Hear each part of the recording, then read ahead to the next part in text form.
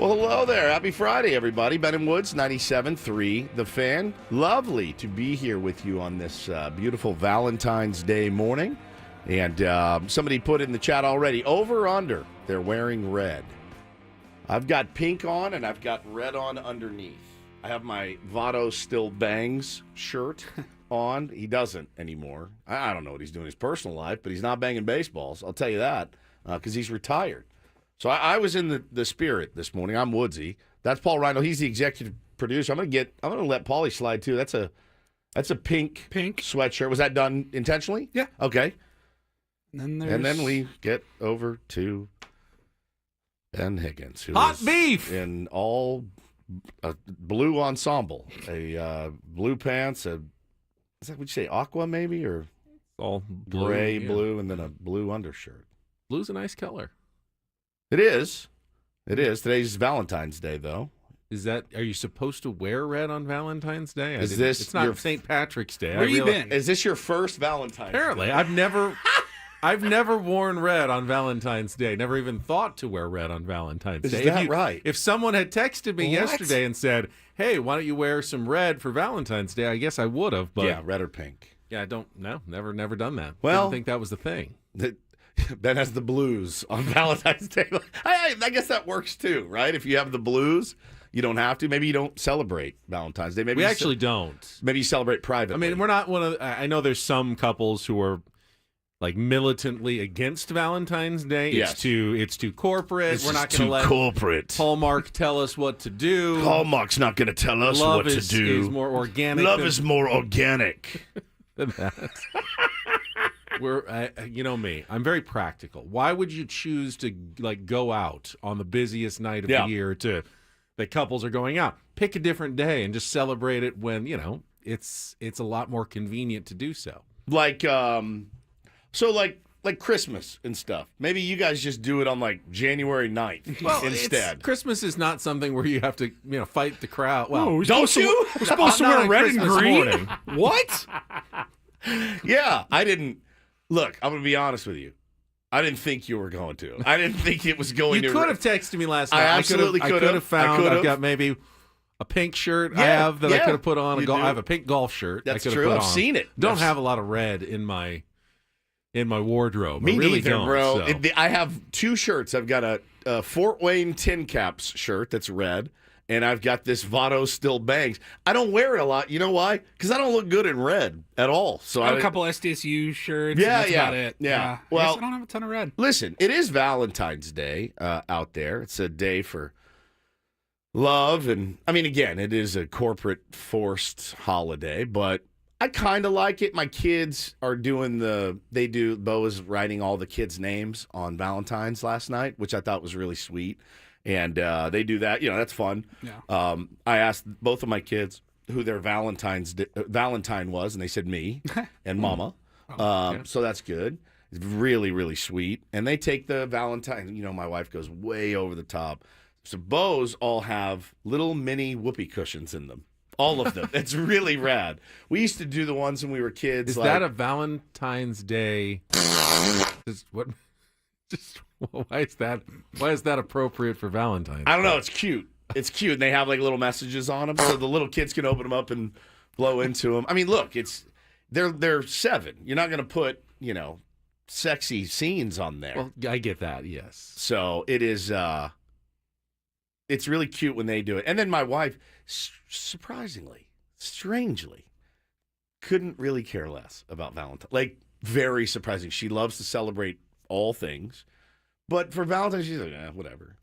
I mean, I'll do the steps. I'll do the steps today, and then we're gonna go to dinner with the kids at Hamburger Hut. You know what I mean? And then we're gonna go look for.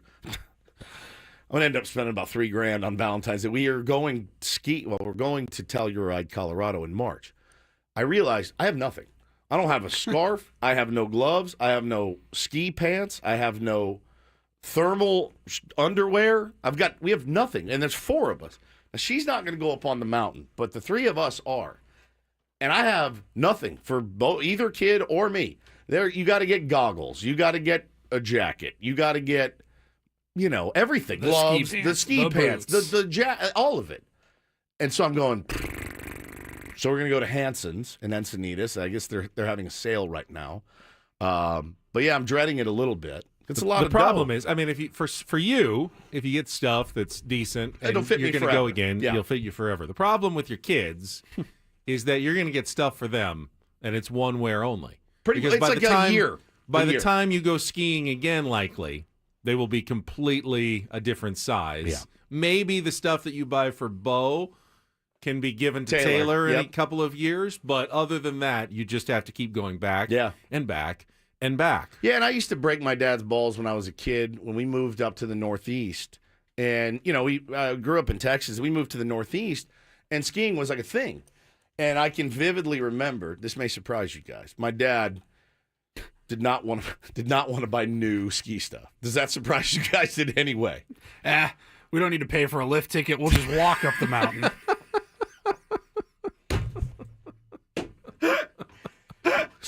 Skis? I can make you skis. You don't need poles. Just get a couple sticks. They're not That's all it is. They're not charging you to ski down the mountain. They're charging you To to get up ride the back mountain. up. We don't need to do that. This SOB. No, but I vividly remember. I vividly remember moving up there, and it was like my first. This kid was like, "Hey, man, you want to go skiing?" I was like, "I've never skied, but I've always wanted to try it." Go in. I was in like 6th grade, so you go to ski school. They teach you a couple things, and then you're on your own. I think I was in jeans like the first time I ever went, and I was like, I came home, and I'm like, Dad, I love skiing, and you can see the eyes roll back in his head. He was like, just dollars flying out the door. So I remember they used to do these like. It was like a yard sale, basically, down at like the church. And you go and you pick through a bunch of used stuff, which was fine. You know, at this point, now I'm sitting here going, I get it, bro. I totally get it. Because I don't want to go lay out for a bunch of new, little, tiny, bunch of ski gear for these little dudes. So, Dad, I understand. I understand. I did. I got some nice used K2 skis. They were pretty sick. And I had a CB jacket. Those were all the rage. I had that, but yeah, we're gonna have to get outfitted for all new gear. So that's coming tonight. I've always had a problem wearing someone else's old clothes. Like, so you weren't the big thrift store guy, No. nor was I. Dude. No. It smells like someone else. That's what I feel like too. Once someone's worn it, no matter how much you wash it, if they've worn it 50 times, even if it's in good shape, it's like this is someone else's. Someone's it's taint. not mine. Someone's taint was in those pants. Yeah, and you can wash it all you want. But I get it. Yeah, Orthodox says snow sports are expensive. They are. It's massively expensive. And, you know, And it's even more expensive when it's like a once a year, once every couple years. Here's my greatest. Sledding down on those plastic saucers is fairly cheap. It is, but you still need all the gear. You need, You need basically to be warm, need yeah. all the warm stuff. Look, I'm not going to go get either of them. Like, hey, here's your brand new Burton snowboard or your brand new Rosignol skis. But like we'll rent skis and boots there for the kids, and I'll rent them myself. I'm not buying new skis. I'm okay with renting skis. 100%. That other people have been in. Yeah, that's fine. But like, you're not getting out of getting a bunch of snow wear and things like that. So yeah, I'll be doing that tonight for Valentine's Day, and I got to get myself some stuff. And I don't know, man. Like, here's my biggest fear: we get up there, it's a long travel to get up there. Get the kids all decked out in their gear. You're lugging all the stuff down to the lift. And then they go, I don't want to do this. They panic. Yeah. And I've just dropped like $3,000 and they panic and they're like, I don't want to do this. And then I can't ski because I have to. But you can almost understand it as well. It's a very intimidating skiing sounds incredibly fun. It's massively intimidating. But massively. when you get there and you see the mountain and you see the chairlift, the tow rope, it's whatever. actually pretty terrifying. It really is. It really is. I mean, you are 100% right. Bro, in my whole life, struggling to get off the chairlift too. Never was good at it. No, it's terrible. It Getting just keeps pushing you down, like the panic. I've never tried skiing. I always was a snowboarder. And That's harder. And I was okay at snowboarding, but I could not get off the lift. The thing dangling from your one just foot, hanging there, bro, and you're just you got to like turn your body, but also get off your the foot chair and get your foot in the right spot against your bindings so that you can get down. And then one foot's in, one foot's out, so you're I end up just kind of hobbling. Yeah. Yeah. You know what else is fun on the snowboard? When you're on like a nice leisurely path and then you just run out of juice. You stop moving and you're on a snowboard. So you're just jumping up and down. Yeah. The more I think about this, the more this is a terrible idea. A terrible idea. But we're going to try it. That's what you do when you have a family. You just try new stuff all the time to see what fits. But so that's what we're doing for Valentine's Day. Do you guys have any plans? The wives make you guys, you're anti. We're not anti, but we do it our way, I guess. Like Megan's got flowers that I got last night that she's waking up to. Oh, you turd. Card and all that. See, I thought. And I got her like a couple of small things. Damn it, Paulie. We're doing dinner tonight, but rather than the romantic candlelit fancy dinner, You guys are going to medieval times or something? close. Benihana. Oh, fantastic. Yeah, she goes, "You want to go to Fantastic. Benihana?" I was like, Absolutely. "Hell yes!" Like, let's do it. Well, I always wonder. Doing morning radio is different, right? Like I couldn't have gotten the flowers yesterday and hid them. I did. You did. I got them yesterday after the show. Hid them. Where? In my car for a couple of hours, Okay. and then into the garage. Hid them in a spot where she wasn't going to look, and then 4:30 this morning, I'm getting ready to get out the door. Put them right back in the house. She's going to wake up and see. Look in the chat. You see that? Look who's in the chat. I see her. Uh-oh. Yeah. Yeah, Megs woke up to flowers. Oh, that must be nice. Well, let me tell you what Megs did for Paul last night, babe. If you want to go down that path, we can. Or we can just go to break. Maybe we'll just go to break. All right. Not make this any worse than it already is. We'll come back. We have we have a couple of special guests, including a fairly large name that is going to be joining us later in the program. I will just tease that. When we come back, set the menu for the Friday edition of Ben and Woods. Happy Valentine's Day to those who celebrate and to those who don't. Power to you. We're with you too. Kelly Danick's got traffic, and we'll be right back with Ben, Woods, and Paul on San Diego's #1 sports station, 97.3 The Fan.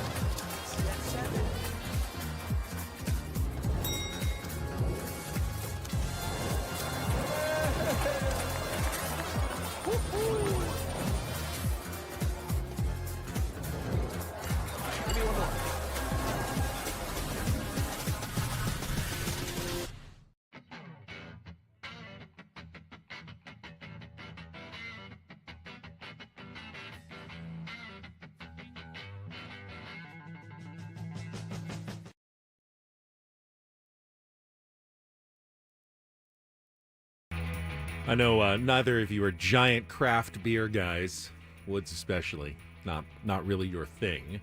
Have you heard of Pliny the Younger? Yeah, you've heard boy. that. Yesterday, Yes, I've heard of Pliny the Younger. checking. Not everyone knows. It's Russian River's annual triple IPA release that people go crazy for. Triple IPA. And I wasn't intending, but Shelly's working all week at the Regal Seagull, and they actually had a keg yesterday that they tapped. And since I was off, I went. It was busy. I mean, people get word that this beer is going to be poured, and all of a sudden you get 100 people showing up just to try. There, one glass of Pliny the Younger every year. Do they limit it?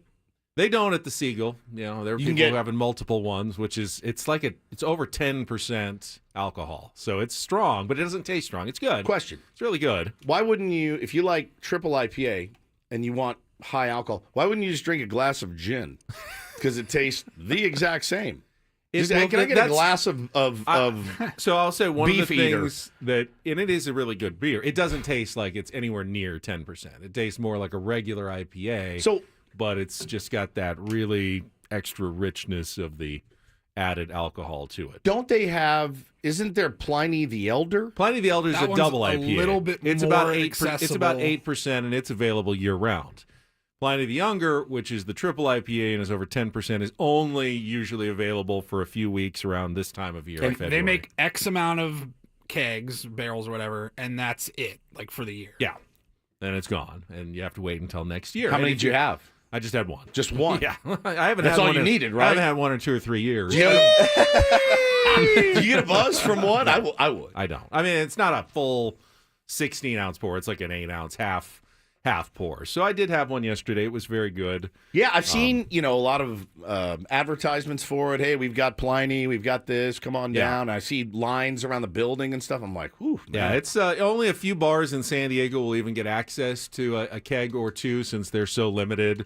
But the Seagull's always one of the good Russian River customers. They have Pliny the Elder. I did have one yesterday. It was very good. Oh, yeah. There you go. Old drunk Ben on a Friday. So Just getting loose on a Thursday night. That was my Thursday night since I wasn't working last night, and did end up having one of those. Well, it's funny because I'm going to Manchester in July, Manchester, England.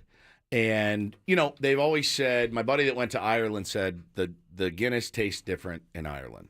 And I did some research. I really want to try as close as I can get to Ireland that, their Guinness. And when they pour it, it looks different, right? Milkshake almost. It's like, it looks creamy and it's like, looks amazing. So it's weird because 2 nights ago I spent, when I was going to bed, finding the best pint of Guinness in Manchester, and I found it, and I'm going to go try it when I get there for sure. So I guess I can't rip on it too much because I'm going to be on a beer journey for the best Guinness that they can pour. But they said it has to do with the lines. The lines, you have to have a separate lines for lager and separate lines for Guinness. And if they clean their lines out a lot, it has that sweet, milkshakey almost flavor. And there's 1 or 2 places in Manchester that does. And instead of carbonated, oftentimes they're nitro. Nitro, and it's a little bit warmer than the cold lager. Not quite as icy cold as an American style beer. They actually have a nitro Guinness line at the Seagull, and they do a really good job cleaning their taps. That's good. Not an ad for the Seagull, but I often get the Guinness there. The difference, though, Guinness is only about 4.5%. I'm going to have 25 of them. That equals 100, so I'll be good. Yeah, 25 times 4 is 100. All right, less beer talk, more baseball talk coming up on the program today. Of course, we will be checking in with spring training Sammy, who is in Peoria, Arizona, and we'll have the latest after he was there with A.J. Preller, and we'll have some sound from A.J. Preller coming up in our next segment. We had one bite at the end of the show yesterday. Didn't quite get to everything that he was able to comment on, so we'll kind of update on some of the other storylines from Padres spring training yesterday.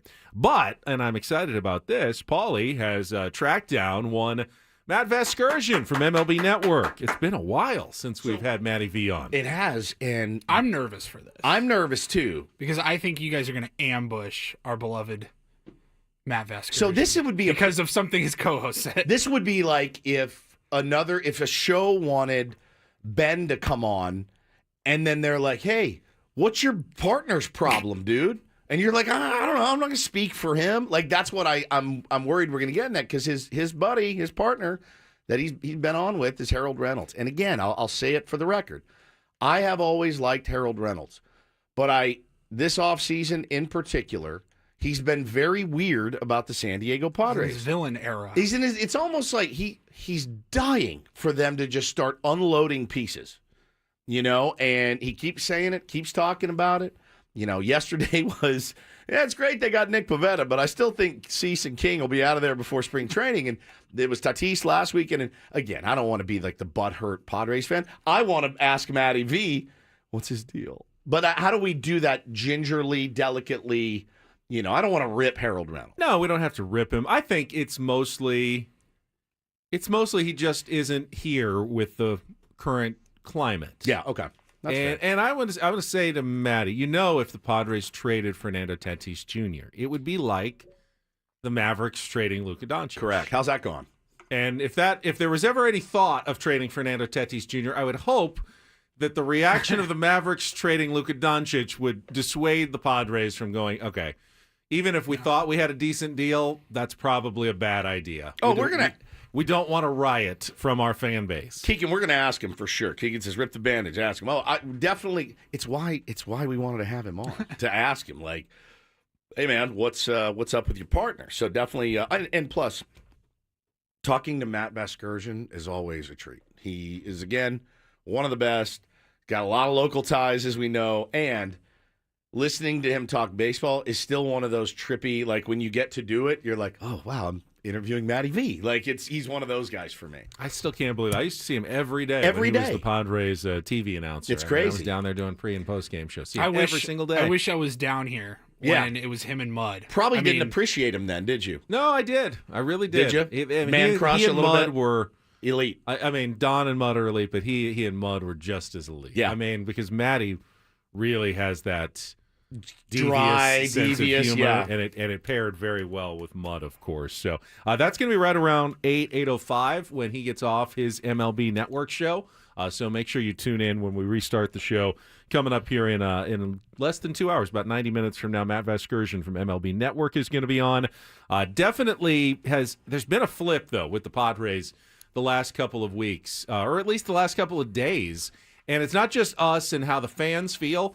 Other executives are starting to go, something's changed in the Padres front office. We thought they were trading everybody. Now, I don't think they are. Maybe Robert Suarez, but we'll talk about the shift in attitude surrounding the San Diego Padres. Maybe just from the Nick Pivetta signing from a couple of days ago, which still hasn't been officially announced yet, but it definitely seems to have been a turning point this offseason for the San Diego Padres. So we'll get into all that as well. Our regular features, Don't Do This, Take on Woods, Reindl Report, biggest fan announcement at 9 o'clock, last one of the week, chance to qualify for our grand prize drawing.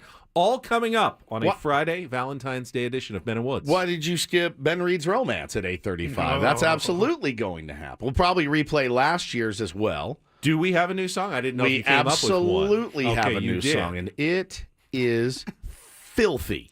The one I sent you? Yes. Yeah. Filthy. I can't tease things that I'm unaware of, Woods. You know that. Well, it's right there. Well, I saw that we were You're bringing. aware of it. It says we were bringing back last year's. Oh, we definitely are. And you have a brand. but we have a brand new spanking song new- as well. Oh, okay. Ladies, You know I don't Start- really celebrate Valentine's Day. start your engines. You will at 8:35. You will at 8:35. You'll be celebrating it like crazy. All right? Do we need the mesh shirt? No. Oh, I forgot it. Damn it. It's hanging in my closet. Do you know how weird that is that it's hanging in weird. my We need closet? to Yeah. just leave that here, I think. Yeah, that's true. We We'll hang leave too it in many our things. locker. That's I do. definitely one we can go to a drawer We'll, somewhere. we'll shove it in our work locker up here. Well, listen up, sports fans. Underdog, one of the leading sports apps. You can play now right here in our state. If you want to win up to 1,000 times your money, you can with Underdog. Right now, NBA, college basketball, going hot for sure. All you got to do is pick higher or lower on your favorite player stats, points, assists, rebounds, more. But you can also mix and match with other sports. Very excited for baseball to be back. We're going to have some fun on Underdog this season. That I promise you. We can do this. We can do a segment on it every day. I'm going to be on Underdog playing baseball every single day. Millions of fans have already won tons of money making picks on Underdog. Their app has over 100,000 five-star reviews and millions of players. So I've been having a blast with it. You will too. Download the Underdog app today. Sign up using the promo code WOODS, WOODS, to unlock a special offer of up to $1,000 in bonus cash when you make your first deposit. Join in on the fun when you sign up with promo code WOODS. Claim that special offer today. Get up to $1,000 in bonus cash instantly upon first deposit. Must be 18 plus, 19 plus in Alabama and Nebraska, 19 plus in Colorado for some games, 21 plus in Arizona and Massachusetts, present in a state where Underdog Fantasy operates. Terms do apply, void in Colorado. Concerned with your play, call 1-800-GAMBLER or visit ncpgambling.org. In Arizona, call 1-800-NEXT-STEP or text NEXT STEP to 53342. In New York, call the 24/7 HOPE line at 1-8778-HOPE-NY or text HOPE-NY.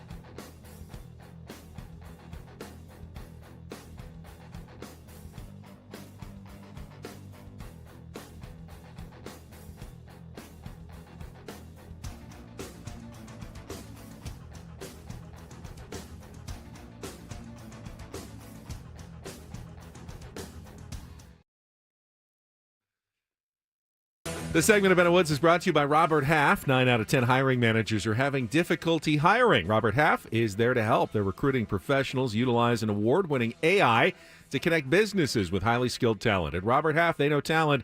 Visit roberthalf.com/talent today. What about Robert Hole? It's twice as good. It's Robert Half. That's right. We've got Sammy Levitt is going to join us, I believe, at the top of the hour, correct? At 7 o'clock this morning from Peoria, Arizona. This is our last show before the full squad reports and starts their workouts. That's Monday is the report date. Mama. You know, I didn't realize this. I learned this yesterday, that you are not required as a Major League Baseball player, regardless of when your team's report date is, February 13th, February 17th, catcher, pitcher, position player. According to the collective bargaining agreement, you don't have to show up until February 22nd. Really? That's universal. Wow. So Marcus Stroman, who is dissatisfied right now because he's the kind of the odd man out in the New York Yankees rotation, kind of if they think he wants to be traded, came, got his physical, and then left. He said, not there. It's gonna, Brian Cashman said I'd like him to be here, but he's not breaking any rules. The agreement says February 22nd, and even though the rest of his teammates are all working out, he is not doing anything wrong. So I can't get him here any sooner than February 22nd. You know, the funny thing is like I think every person in that camp would probably understand. You know what I'm saying? Like, as much as you want to think, and probably New York media, knowing New York media, they're blowing this way out of proportion, is my guess, just based on knowing them a little bit.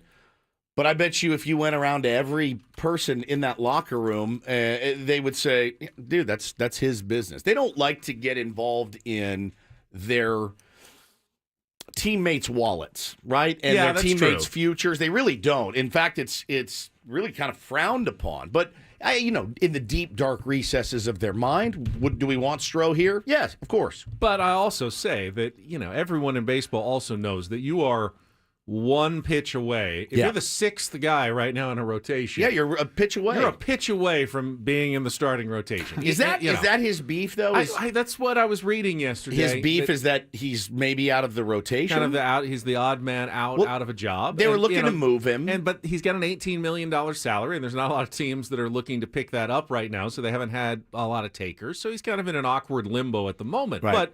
But, Luis Gil, throws a bad pitch somewhere, takes a wrong step, and all of a sudden, you could still end up making 30 starts for the Yankees this year. Yeah, for sure. And again, maybe he wants an extension. Maybe he wants to be traded. I mean, again, and I think the players are pretty good about that. They're not going to let it slow down their work. They're all pros. Now it's different. It's different in other jobs. It's not the same. You can't liken it to whatever it is you do for a living, because it's not the same. It's totally different. But I don't know. I mean, you also don't want a disgruntled Marcus Stroman around your team.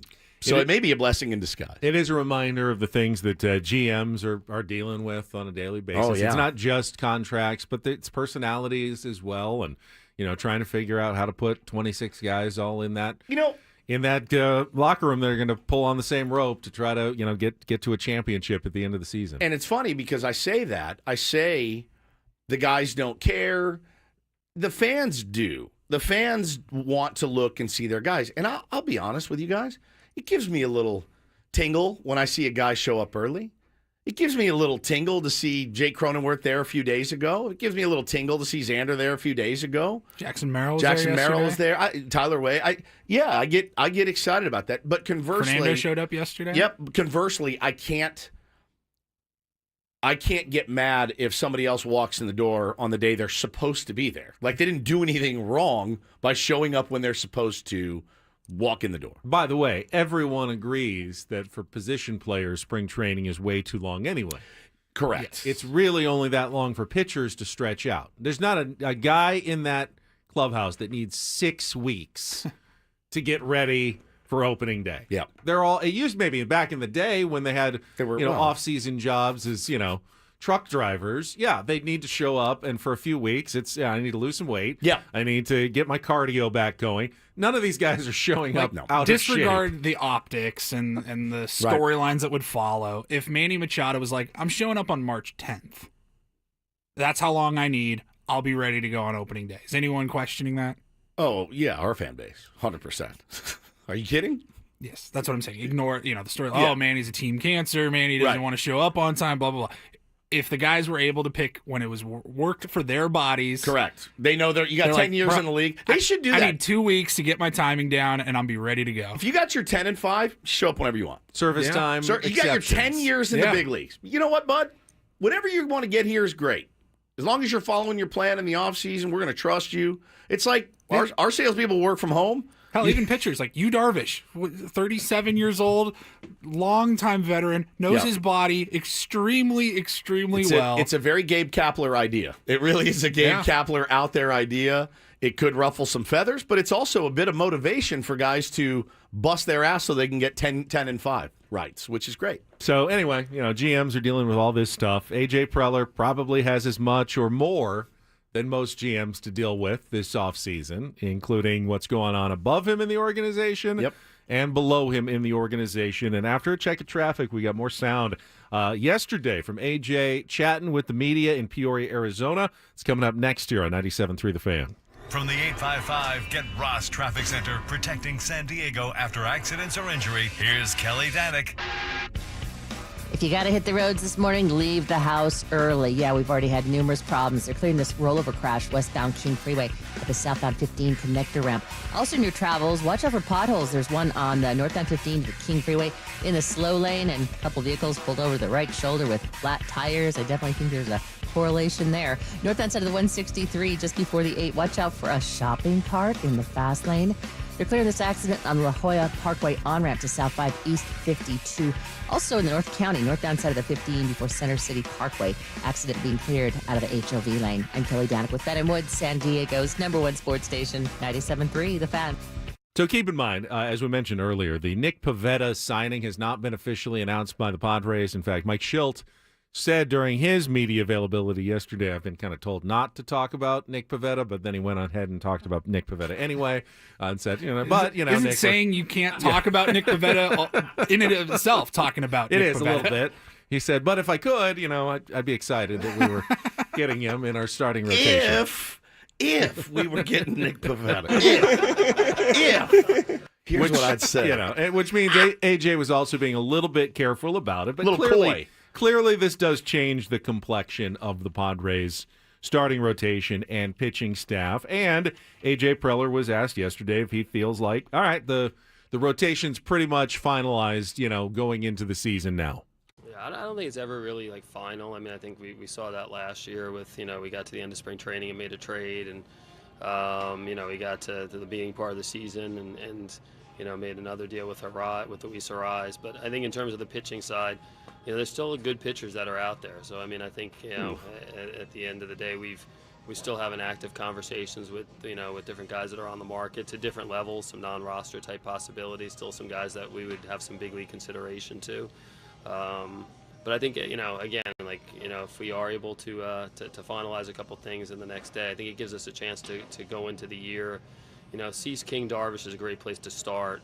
Adding that with another major league arm or two that we feel really good about, and now all of a sudden, the competition that you have with Randy Vasquez and Johnny Brito, Matt Waldron, those guys were a big part of us getting to the playoffs last year as guys that came in and supplemented a staff. I think a big part of the conversation we've had is can we get those guys to where they're real major league starters that look up and can take 28, 30, 32 starts this year. So I think the combination of what we have in camp right now, the lead group with Darvish, King, Cease, adding to that a little bit, and then developing some of the guys that we currently have on our roster and still looking outside to see if there's another guy or two that makes some sense. I think that gives us a nice group of starters, nice group of pitchers for Ruben and Schilte to work with. Gives us a chance to have a really competitive group this year. He didn't say Pivetta, but obviously he said another major league. He said that another major league. I don't think they're going to add like a Stroman. I don't think they're going to go out and spend a bunch of money on someone else, either trade or free agency. But as he mentioned, there could be a a non-roster invitation type guy, a veteran who's just willing to take an invitation to come throw in camp because they don't have anything else right now. But for the most part, yeah, he likes what he's set up. Jacob Junis came off the board. That's one that I had earmarked would be a great fit for the San Diego Padres. Can pitch out of the bullpen very effectively. Had nasty stuff last year, and he can also spot start.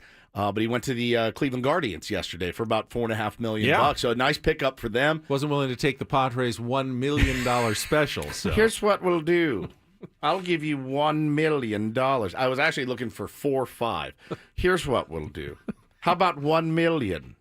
I'm going to stick with my 4 or 5. How about $1 million? 1 million? No. So it's a pretty easy call. Yeah. All right. I didn't hear anything AJ said in that last clip. I was taken aback by them playing Frozen, Let It Go in the background. Oh, I didn't even notice. They got the batting cages right across there from the patio, and you can always hear music bleeding in. It's going to happen when we're out there for 4 hours. Oh, yeah.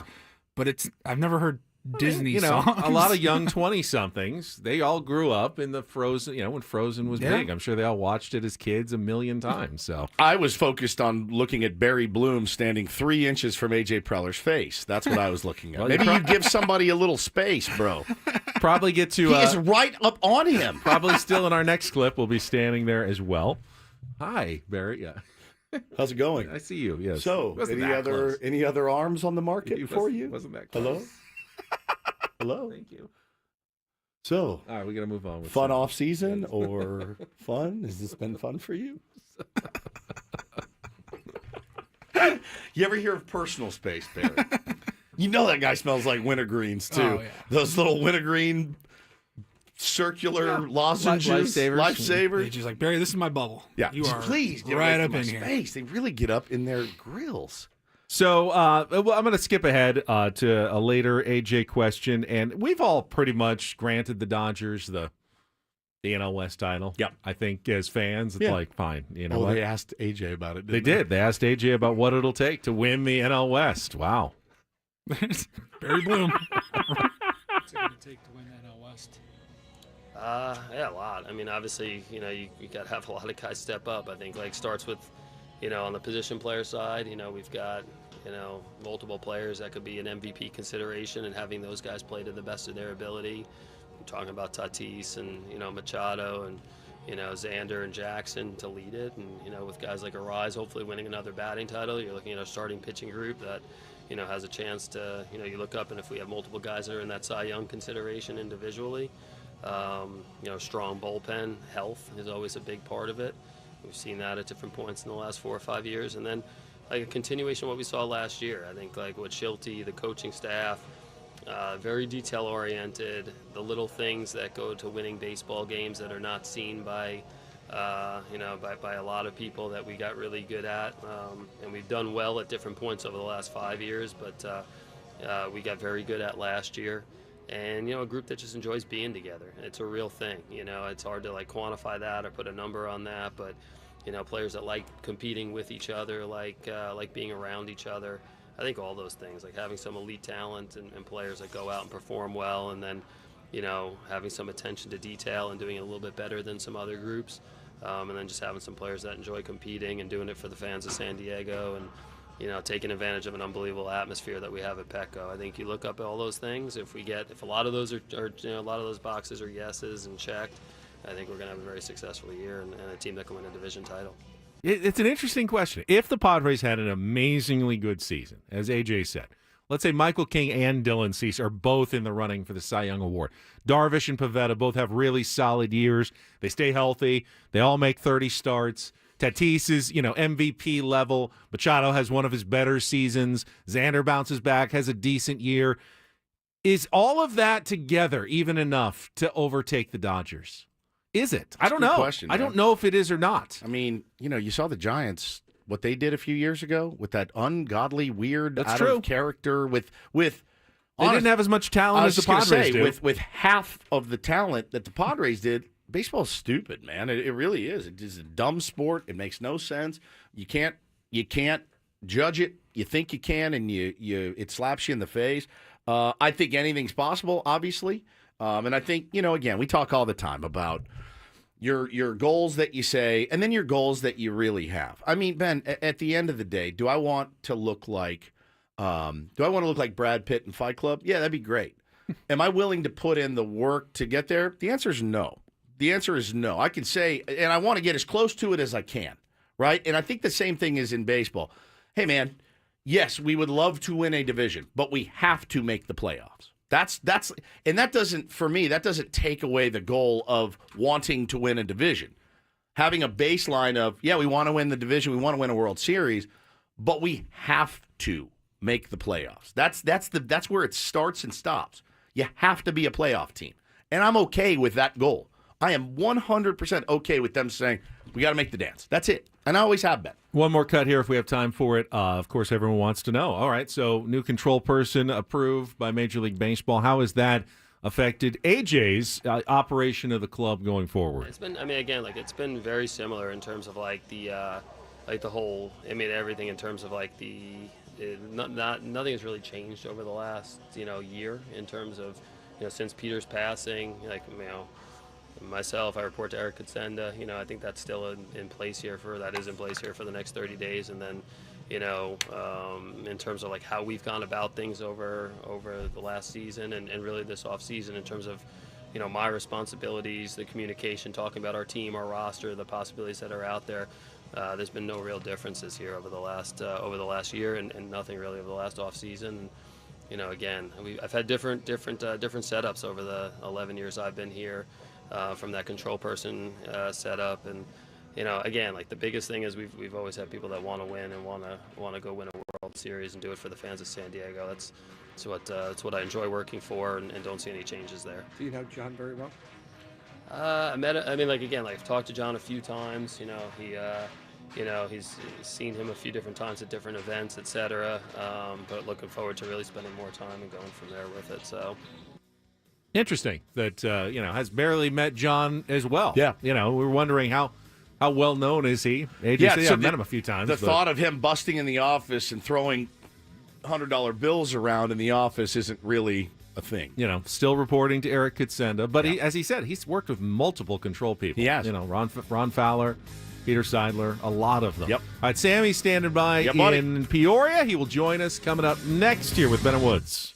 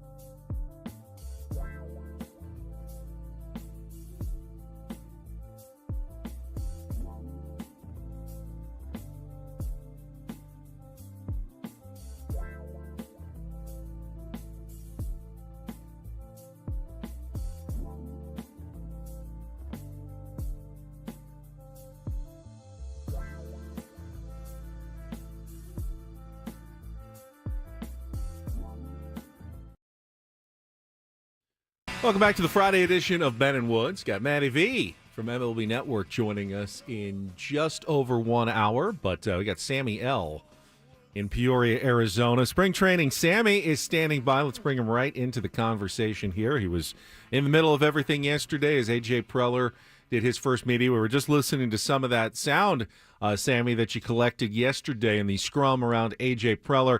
Your thoughts and takeaways on what the GM had to say yesterday, even though he couldn't officially acknowledge the Nick Pivetta move yet. Yeah, I think probably the most significant takeaway is that it doesn't sound like he's done, right? It sounded like they are still looking for additional players, whether that be on the offensive side or on the pitching side. Look, I think they're pretty confident in what they have. Obviously, didn't talk directly about Pivetta, but, when he was given the opportunity on a couple of different occasions during that press conference to at least address kind of what additional moves might happen, he indicated that, they're still looking. So, I gave him the opportunity to talk about, kind of the DH spot, a rise situation, right side of the infield. And look, it certainly seems like they're still looking out there. So it's going to be intriguing. I mean, nobody saw the Pivetta move coming. Obviously that is a big deal for this team, big deal for the rotation. So I thought that was the biggest takeaway, Ben, was that it seems like there's a pretty good chance they're not done. I don't know that it's going to be anything as significant as, the Pivetta signing. And obviously, he made some comments about Dylan Cease and how he feels about that situation. So we'll see, but doesn't sound like he's necessarily done, which continues to make it interesting. Sammy, did anyone ask him yesterday why the wait? Or did he address the very slow, off season up until the last week or so of activity?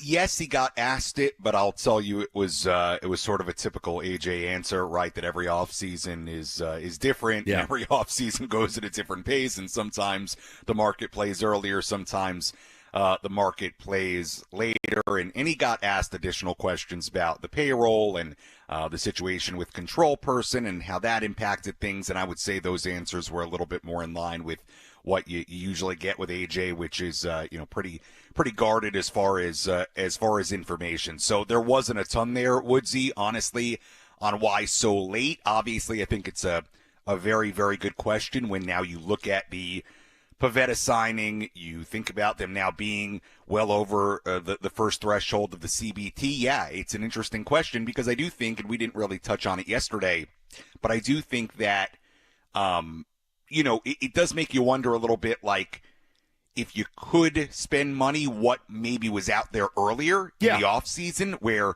if you were going to go over the CBT anyway. Yes. It's a good question, but we didn't get a ton on that in particular. Well, and, I don't think we'll ever know the answer. I mean, if pressed, right? If you sat A.J. Preller down and tied him to a chair and said, you can't leave this chair until you give me the real answer, why didn't you bring back Jerks and Profar?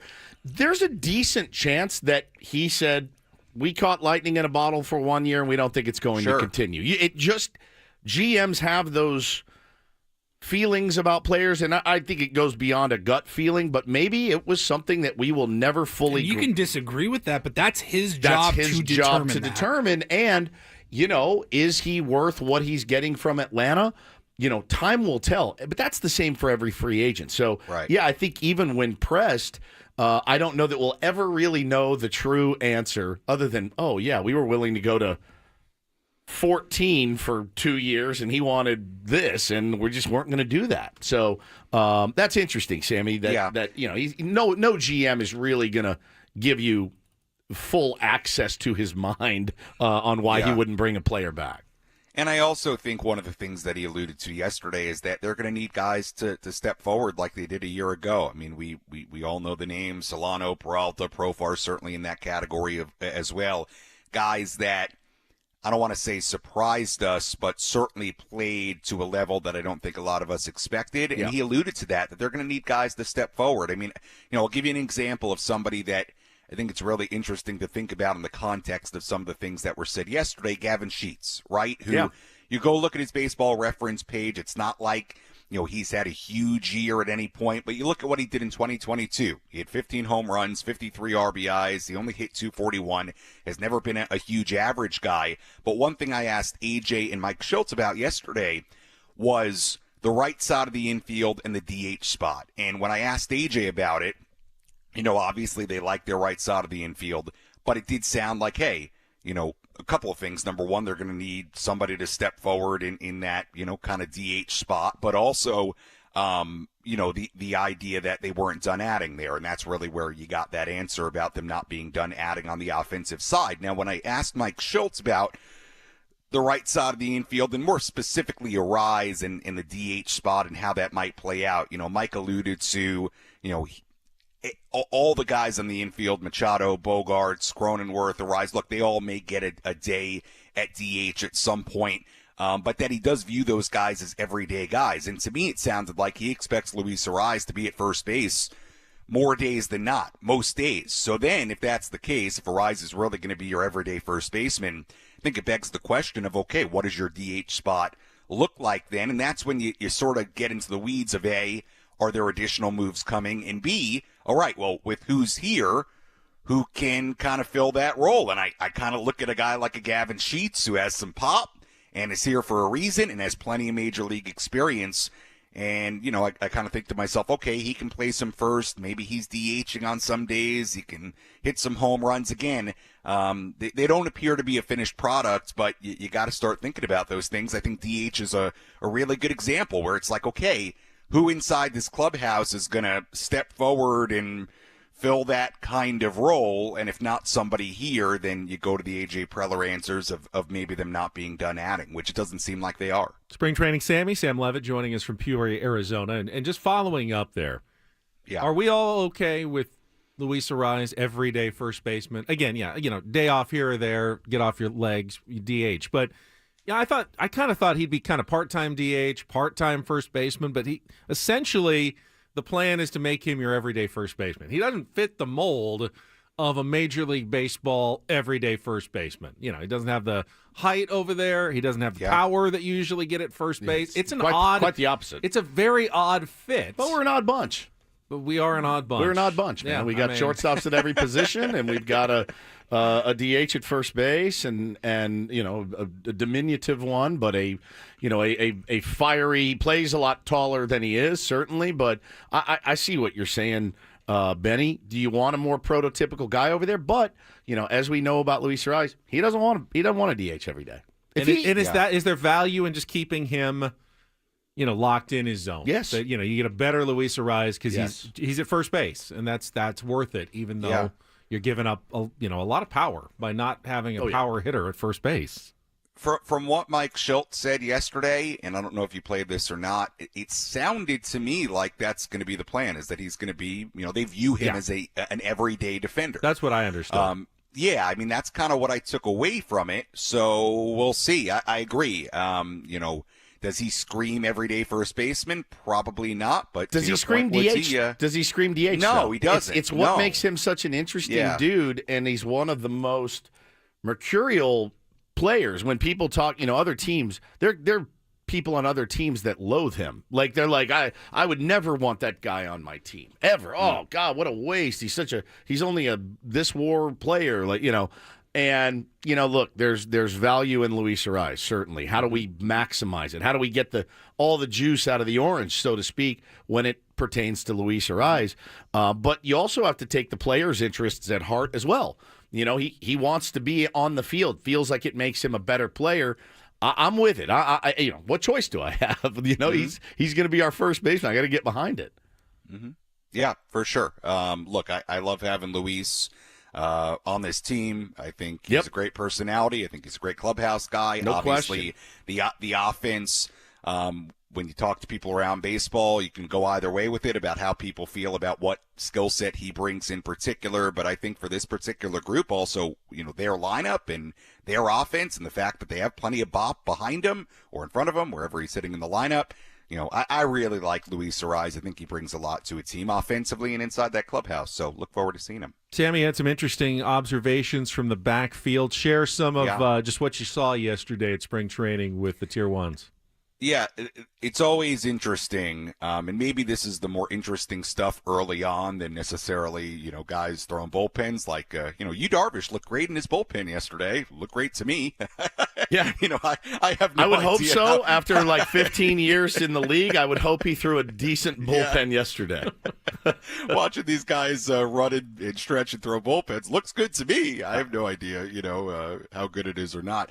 So the stuff that is really interesting, I find, is the stuff on the backfields and the little things you can take away. So an example yesterday that I thought was really interesting. You had a couple of pretty highly touted minor league pitchers and guys who have pitched more towards the upper levels at this point. And Francis Pena, who's pretty highly regarded. Omar Cruz is a left-hander who's had a nice amount of success. A little bit lower ranking as far as a prospect, but is certainly somebody to keep an eye on. And you have those guys on the backfield yesterday, facing, and I don't think this is a coincidence, facing a grouping of Merrill, Bogarts, and Cronenworth, right? So to see those guys match up against some big time hitters, it's just interesting. They all had good moments. I mean, again, I'm not the pitching guru. I never pretend to be, but hey, Francis Pena looked pretty good to me. Looked like the ball was exploding out of his hand and looked really promising. So always good to kind of take note of what's going on back there. Adrian Morhone threw a bullpen yesterday. I thought he looked good. You got a grouping right now, hitters-wise, at least during the live BPs. And again, I don't try to read into this stuff a ton. That includes Eggy Rosario and Tirso Ornelas and Brandon Lockridge and kind of that group of guys that are battling for spots. And then you typically have groupings of guys that are on your team in Merrill and Bogarts and Cronenworth. So you see how that develops over the course of the next couple of weeks, but always interesting to take note of what's going on as far as the early live BPs. And Pena looked good, Cruz looked good. Trying to think who else I saw yesterday. Austin Krob pitched yesterday. Is that how you said? Krob, not Krob, Krob? and not Krob. Is it Krob? Krob. All right, I need to remember that. I'm almost Thanks. 99% positive. I it's will Krob. call him Austin Krob. He was in a number of Cactus League games last year. Yeah. So he was around last year. He was one of those pitchers last year that didn't get traded, kind of like a Ryan Bergert. Look, I think another just to or is to it bring it Berger? I think another just interesting part of yesterday, just to touch on it, obviously was the signing of Kyle Hart. Yep. And hearing from him inside the clubhouse yesterday, look, he went to Korea and he was really good, and he clearly made some adjustments. Sounds like he will compete for that fifth and final rotation spot. And he's an interesting case. He is a lefty. He made some, it sounds like, significant adjustments in Korea as far as lowering his arm slot, which is interesting. Really well spoken. Really happy to be there. A pretty low risk move as far as the money the Padres have given him. Yep. So it'll be interesting to see, because he, at the very least, and I'm not sure how much of an advantage this is or not, at the very least, it gives you a different look. He's a lefty, and has a bit of a lower arm slot now. And look, we've seen this before with A.J. Preller, of bringing guys over from Asia who have done some really good things and having some success with that. So we'll see with Kyle Hart, but another interesting name to add into the mix. Sammy, have a great weekend. We won't talk to you again until Tuesday. I mean, you'll have coverage all weekend long, but we are off on Monday, so Tuesday it is. Okay, I will talk to you Tuesday. Happy Valentine's Day. You too, buddy. Everybody out there, have a lovely day, and plenty of coverage coming up. Thanks, buddy. Outstanding. And yeah, you'll still have Sammy this afternoon and all weekend long. Make sure you follow all the social channels for his Padres coverage from Peoria, Arizona. It is Krob. Yeah, Friars on the Farm confirms Krob. Krob. I thought it was Krob. I did too. I would have said Krob. I would have said Krob as well. Krob.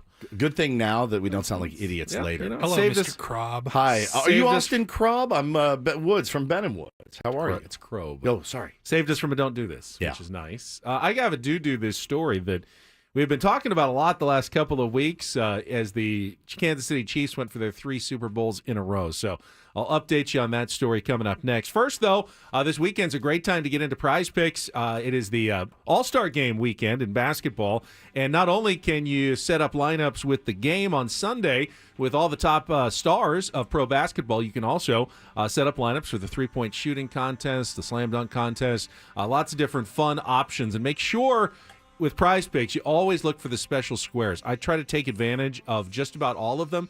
Sometimes it's just like a free square where you get 1 point and that's an easy one. Sometimes it's a added payout where it increases your winnings by 25% or 50%. Always great to take advantage of those to help build your bankroll at Prize Picks, where you can win up to 1,000 times your cash just setting lineups between 2 and 6 players and picking more or less on stat projections. I love Prize Picks because I feel safe. There's over 10 million members, billions of dollars in winnings. I have taken winnings out. They appear in my account in minutes. It's really simple, whether you use Venmo, MasterCard, Apple Pay. They got different options for you, and it's totally legal here in the state of California, 30 other states as well.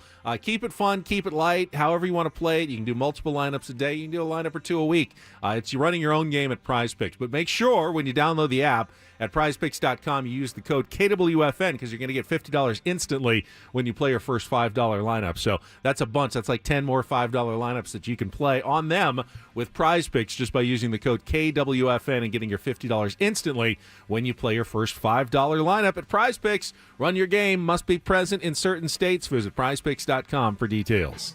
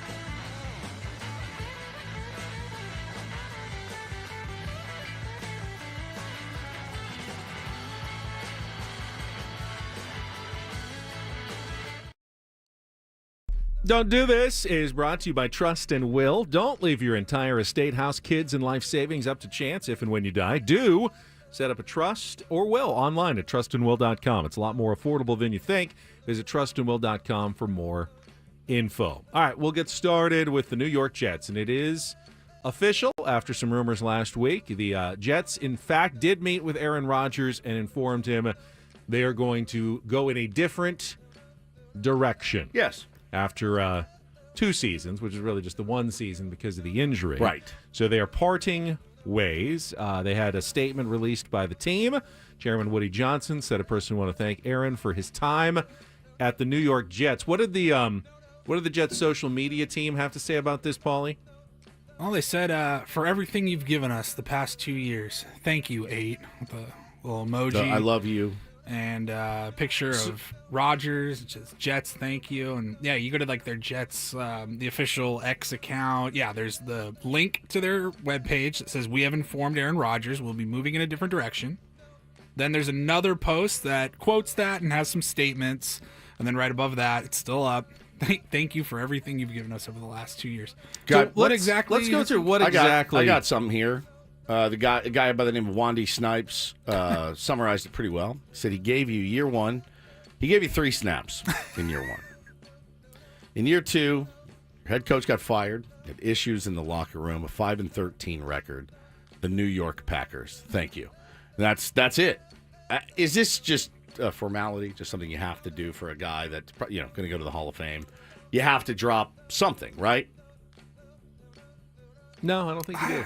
I mean, I don't know. If you don't, are you never going to get another veteran that wants to play for you again? I mean, you're the Jets. That's don't forget, always did the a Padres? risk. Hey, thank you for everything, Matt Carpenter. Right.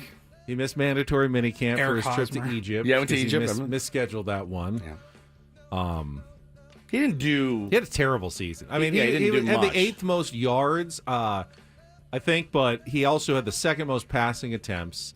He had one of the absolute worst, like per completion percentages in football. Yeah. It really was a bad season this last year. As a lot of 41-year-olds do. Sure. Like, not everybody's Tom Brady. I just think it's so funny that we spent the whole first season after he got hurt playing the will he, won't he come back in time for the playoffs game. Right. When the Jets actually weren't horrible without him. They were a better team without him. Yeah. And he never did come back. And then he finally did come back, presumably healthy, and was terrible, and the Jets were much worse with him.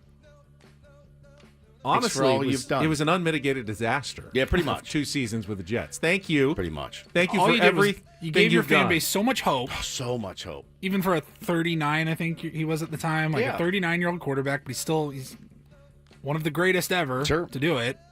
But at that age, if you're a Jets fan, you had the hope.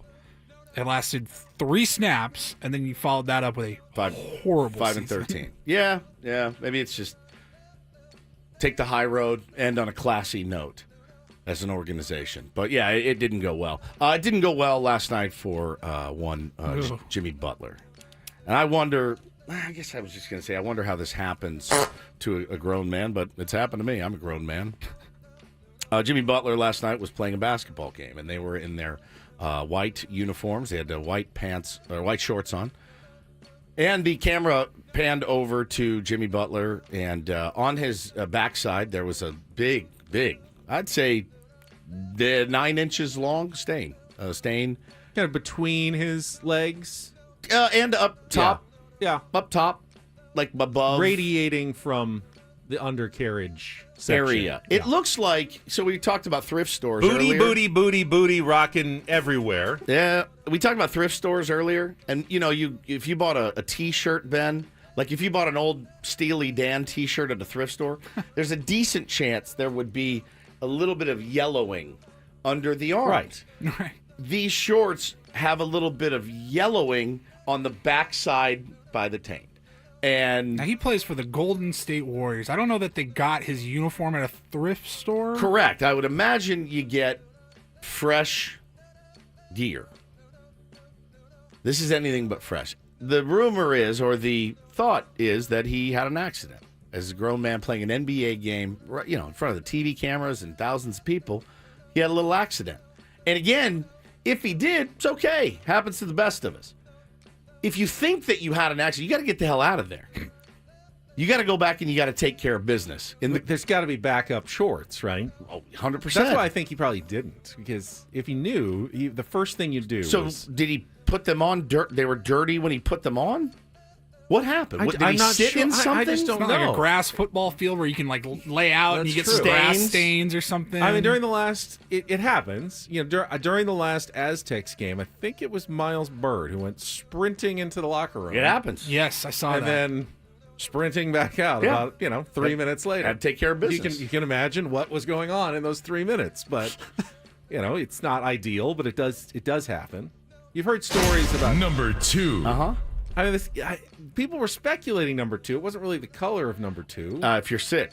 Maybe. Remember, if you get sick. Dehydrated. Infant number 2, yeah. Or, this would be dumb if he did it, he could be going for a colonoscopy today and had to drink the dirty Sprite the night before. Right. Remember that? Did you do that? I did not. Oh, you didn't have to? No, I did not. My Cologuard was clean. It wasn't clean, but... It's the worst night of your life. I'd rather there's so many things I'd rather you do to me than have to do that again. Now, that night, the actual procedure is really easy and actually kind of fun. But you get to sleep and you get good drugs and you wake up and get Jersey Mike's. It was fun. You didn't feel a thing. Everyone's standing around you. Hey, everything looks good. But the night before, it's the worst night of your life. And you can't trust anything. So that would be dumb if he was, I got to get a colonoscopy tomorrow. I'm going to just do this now, play this basketball game, because that's what it looks like. It's yellowish. It's pretty young to have to do the colonoscopy. It's true. Yeah. Could run in his family, though. It's true. Yeah, go get checked, guys. That's a PSA for getting your colon checked. All right, finally a little doo-doo this for a Friday. Oh, DD mega doo-doo. Mega doo-doo. That should have been a doo-doo this. DD mega doo-doo. Do you remember we talked last week with the Chiefs going for the three-peat, that if they did, Pat Riley would once again be cashing in because he has the trademark on the phrase three-peat. Any three-peat merchandise, Pat Riley gets a cut of because he had the foresight many years ago of taking out the trademark when the Lakers were going for the three-peat. But it turns out that all these years, anytime that someone has done a three-peat or thought about a three-peat and someone's made three-peat merchandise, yeah, he's cashed in, and he says he donates all of that money to charity from his three-peat ventures. Hundreds of thousands of dollars over the years. Cool. Has not publicized it, but since people were kind of asking, a lot of it goes to the Special Operations Warrior Foundation in Tampa, Florida. But he and his wife, Chris, have they don't keep that money, but they do get a cut of it, and they send it to good causes. That's they believe in, fantastic. which is really cool. And it doesn't surprise me. Pat Riley seems to be a pretty classy dude. I agree with that. Yeah. Big fan. Sharp dude, man. Who was cooler than him in his prime? Not many. Not many at all. Right? Oh, yeah. That was The slicked hair? Did Oh, you meet him a absolutely. bunch? Oh, yeah. Did you? Met him a few Was he times. nice to you? Yeah. Yeah. Was he scary? He's intimidating. Just the slicked hair is scary, The slick right? hair is amazing. God, I wish I could do that. I wish I could pull that look off. Does not look good on me. I don't have enough of it. And that's don't and do this. And do this. On a Friday. That was Don't Do This with Ben Paulie, and Woods on 97.3 Very The Fan. crass. So- Very crass. The signing of Nick Pivetta Yes. seems to have really changed some things. And not just the fan perception, but industry perception as well. Yeah. I got a new piece that I want to talk about that all of a sudden around baseball, they are viewing the Padres very differently than they did just about 4 days ago. Correct. And, Monday. yeah, it's not just us, it's not just fans. It's like baseball execs are going, okay, there seems to have been a change with the San Diego Padres. We will talk about that coming up next year with Ben and Woods on 97.3 The Fan. Well, listen up, friends. What could you do with an extra $75,000 right now? What about a couple $100,000? If you own a home, you can get that money in less than a week with Loan Pronto. Loan Pronto, the leader in quickly converting your home's equity into cold, hard cash so you can pay off your credit cards or start that home remodel. Loan Pronto has several easy options to let you access the cash from your home. There's virtually no paperwork, no cumbersome process, no junk fees, and often no appraisal. The average homeowner now has over $300,000 in equity. That's your money. You can use it, all right? Use it to get back to zero, right? Zero out those credit cards, pay off those car loans and personal loans. You can save up about $1,500 a month as well. It's pretty cool. You can get approved in as little as 1 day. Act now with no hard credit pull up front. LoanPronto.com or 619-207-4336. Get the money you need for anything. 619-207-4336 or go to loanpronto.com. Equal housing lender. NMLS 1661781. Subject to lender approval. NMLSconsumeraccess.org.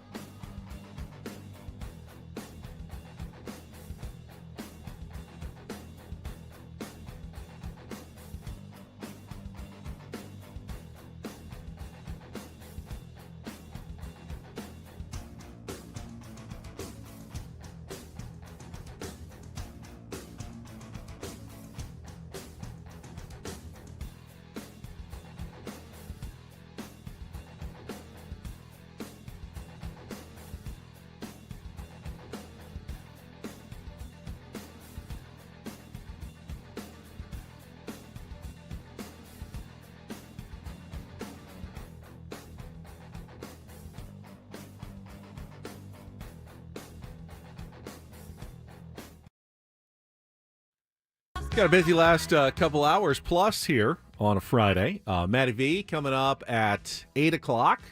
And then don't forget at 9 o'clock, we've got our biggest fan name, last one of the week for us. Your chance to qualify for a night in the Odyssey Suite at a future Padres game. Just register your name at 973thefansd.com/biggest-fan in order to potentially hear your name called 3 times a day, 9, 1, and 5:30. So I try not to read too much into signings. I knew, and I told you all off season, the Padres were going to fill out their roster. There was never any doubt in my mind. They didn't have a choice. That they were going to fill out their roster with some we're players. just going to roll with 23 guys this year. Did I see a $55 million pitcher coming in? I did not. That did surprise me. The other moves, Hayward, Connor Joe, of course, they're going to have to no-brainer to fill out the roster. So that didn't surprise me. So, yeah, there was going to be an active period here for A.J. Preller.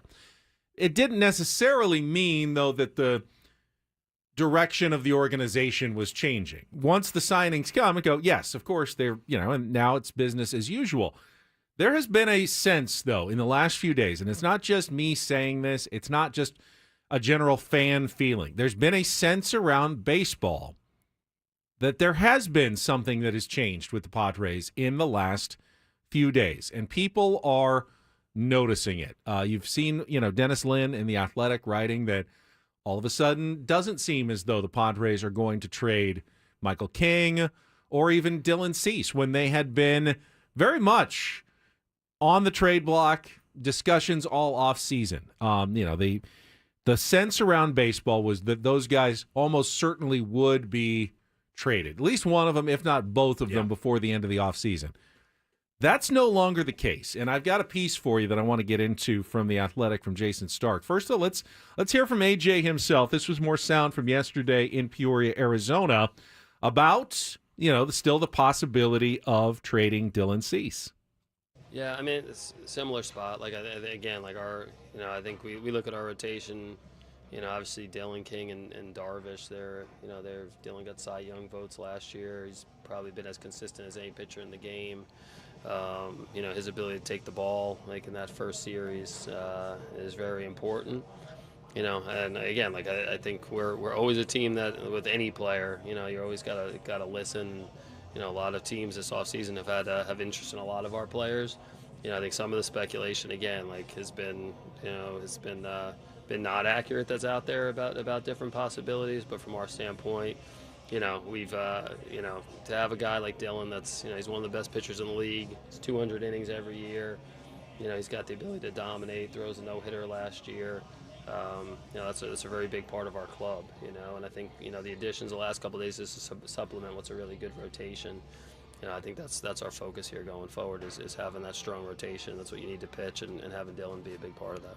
All right, so they're still going to listen to everybody, but that's not a change. That's business as usual. Correct. That AJ Preller listens. Here's what Jason Stark posted this morning, though, at The Athletic. He had a column in which MLB insiders and execs predict the player most likely to get traded during spring training. Any guess on who because he wrote this column last year, any guess on which player was voted most likely to be traded last spring training? Dylan Thief. Dylan Cease, yes, was most likely and then was, in fact, traded to the San Diego Padres. Well, over this last week, he polled 20, or I don't know how many exactly he polled, 32 executives, former executive coaches and scouts. The winner this year? Dylan Thief. Dylan Cease, again, with 12 votes, the most likely to get traded. However, he then followed this up and said, but I don't know that that's true anymore. Even though, yes, he's 29, he's affordable this year. There's a lot of teams that would be very interested in Dylan Cease. There has been a change in the sense of what the Padres are doing, especially after adding Nick Pivetta earlier this week. So he writes, all indicators were pointing toward a major sell-off with Cease the headliner. Multiple front office executives reported that they'd been talking to the Padres for weeks about him. Another summed up the state of that team with this vote. Pick a Padre as the most likely to be traded. Jeez. But then... I don't like that. Sucks. But then, in the last day or two, the tone abruptly shifted. As Dennis Lin reported, several execs in this survey echoed. Padres began signaling to other teams that they were likely to keep both Cease and King. Asked Thursday if the Pivetta signing changed the likelihood of the Padres trading a starter, one American League exec replied, I don't think he's going to be traded anymore. Feels like they're trying to win it. Another rival exec cast a vote for Cease, but on Thursday said now he thought a trade was a long shot. The Padres were trying to win, he said, so they wouldn't move Cease for prospects. While it was still available, it would only be for a perfect need-for-need fit, the exec said. And yet another exec reported the Padres no longer were indicated they needed to do any major slashing of payroll. I don't know. I don't know much, but I do know this.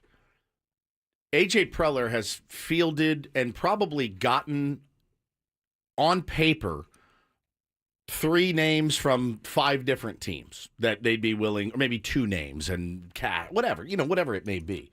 He's probably gotten 5 different offers from 5 different teams. None of them matched up to what he was looking for. You can rest assured that the Twins called about Dylan Cease. I mean, he's making $13.75 this year. Very, very affordable. The Orioles have called about him. The Red Sox called about him. AJ asked for the moon. He didn't get it back, so he's not going to trade him right now. Now, again, this could change in 3 weeks. This could change in today. I mean, it literally could. If the Baltimore Orioles called him today and said, all right, we'll give you A, B, and C that you asked for, what does A.J. Preller do? A quote, a perfect need-for-need fit? A perfect need-for-need fit? Yeah, man. And that's something that we would have to wear. I don't think I would like it right now. I kind of like this new feeling that we've had since Tuesday night when they added Nick Pivetta, and then they added a couple of other arms, a couple other bats. And you look at it and go, all right, maybe this is something. Maybe this is something. But, honestly, we've beaten this point to death.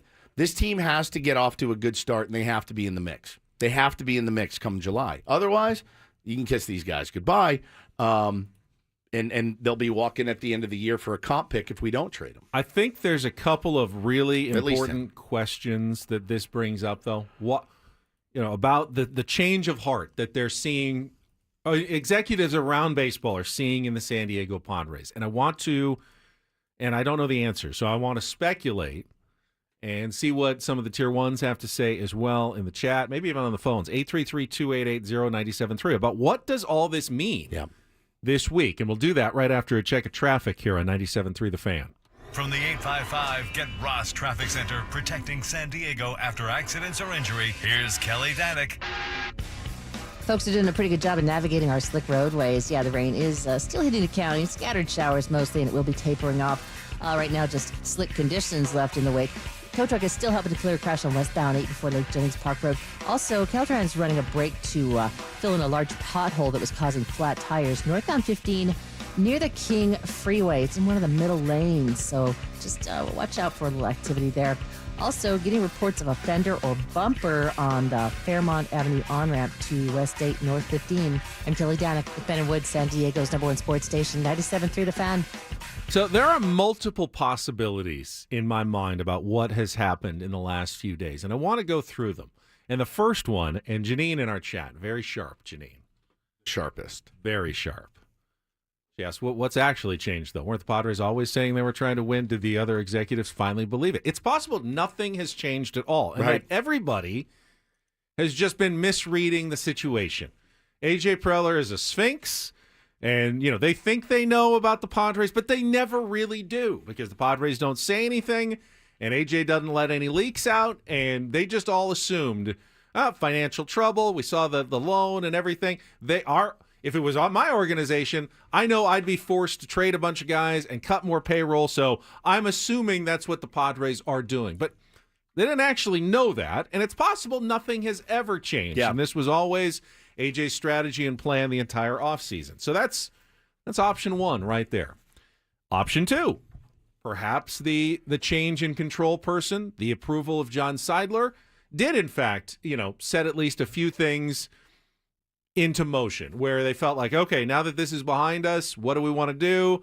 Yeah, we can authorize at least a little more, going over the CBT for this year, and we'll figure it out. It's possible that change, although AJ did say yesterday, we played the audio earlier, that his business hasn't really changed. He still reports to Eric Katsenda, They haven't really made, any major structural changes in the last year since Peter passed away.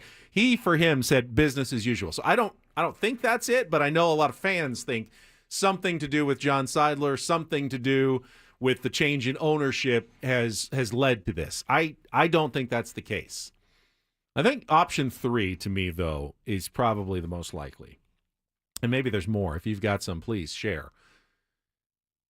AJ being so creative, getting Michael King to accept, less upfront in cash money, getting, obviously, Nick Pivetta to accept a $1 million salary this year and backloading his deal. And they wrote about it in the UT this morning. The art of the possible is what Peter called it. AJ once again showed everybody, I can actually make this team good enough to win without spending any more money this year. You may not have more money to spend right now, but I will make it work. I will dance around it. We can do some accounting magic, and if you just give me a little tiny bit of flexibility, we actually can have a pretty darn good team on the field this year. Sound good to anybody? And I think they probably looked at AJ and said, well, if you can pull it off, go ahead and pull it off. If you really can keep us at the almost payroll level we're at right now, add a frontline starting pitcher to our rotation, add a platoon left field combination, maybe another pitcher from Korea. Go for it then. Go for it if you can do it. And he did it. He pulled it off. He did it again. And I think it's mostly AJ's just ability to be creative is what has allowed the Padres to once again go for it here in 2025, at least to the extent that they feel like they can go for it. Well, and look, I think when you are at FanFest and you hear, Manny say he's disappointed in the offseason, that's got to hold a little weight with the higher-ups, right? I mean, if you have superstar players that aren't happy with the direction, especially after how well last season went for the most part, we all know how it ended. Don't need to rehash that. There is something, we said it from the jump, like you can't let this momentum die. Is there a chance that they thought they may have started seeing some momentum for the team die, some trust for the team die, and say, guys, we got to get in a room, we got to figure this out. How can we make this work? AJ, we're going to task you with this. And AJ said, yeah, I can do it. I can be creative. Let's go. But you guys got to give me a little bit of rope here to figure this out. And they did. It probably is a mix of a lot of those things. Option 4 is that they've actually felt some pressure from the fans, like a need to do something to change this narrative and change the mood of San Diego. And that was like a real factor, is a possibility. But let me go back to option number 3 again. Does anybody think Nick Pivetta is on the Padres right now? If his agent goes, yeah, we'll take 4 years and $55 million, but it has to be $13.75 million every single year. He's not. I don't think he is. I don't think he is either. I don't think he is. So obviously the creativity played a large part in Nick Pivetta being on the Padres this year. Well, and you see other teams be creative, and it again, we've said it a billion times.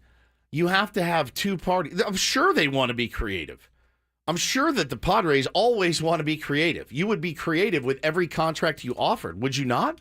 Why would you ever go, I'm going to give you 10 years, $300 million, and we'll call it a day, when I can give you $6 million and then pay you later, like other teams do? You have to have two parties. And the fact that we found a guy in Nick Pivetta that was willing to do that, a guy in Michael King that was willing to do that, speaks pretty highly, I think, of how they look at this organization and what they believe the direction of this organization is, right? Nick Pivetta's not signing that creative contract, Ben, if he thinks they're about to trade off a bunch of pieces and not go anywhere. That's a good point. Said it yesterday. It takes a willing partner. You got both sides have to meet there to get creative on contracts like that. It's not just hey, we'll pay in 20 years I'd like deferral. to get creative with Mrs. Woods, but she has to be a willing participant in it. Okay? I'll get real creative. Let's explore the space. But I'm not going to do it by myself. Day. Right. It's Valentine's Day. I think, that's a huge part of it, too. And again, you hear it in the national media all the time about the Dodgers, and there is no doubt what they've done. They've created a place where people want to play, and they're willing to be creative and move things around just to get in the door. We've got two examples of that here already. We're not going to get the national fanfare for it, and that's okay, because there needs to be more of it, honestly. but I don't think it's not a factor in this. Right? I think that's a factor. I do think it's a factor. Yeah. For sure. Let's see. We got a couple calls here. Let's try one. Greg, you're up with Ben and Woods on 97.3 The Fan. Want to talk some Padres? Yeah, gentlemen, listen, it looks like the purse strings opened up a little bit with this decision by Major League Baseball, number one. But number two, I have a feeling that our big signing is yet to happen. Ooh. I think now that the path is clear, and I think it was mentioned in the article this morning, that, or with AJ yesterday in an interview, he's looking to add some more offense and probably another starter or at least a reliever. So I think we're going to be fine. Well, I just don't know that a big signing is happening because who's still out I don't know who's out there to that sign. would qualify as a big signing. I mean, pretty much every big name is gone now. So big move. Big move.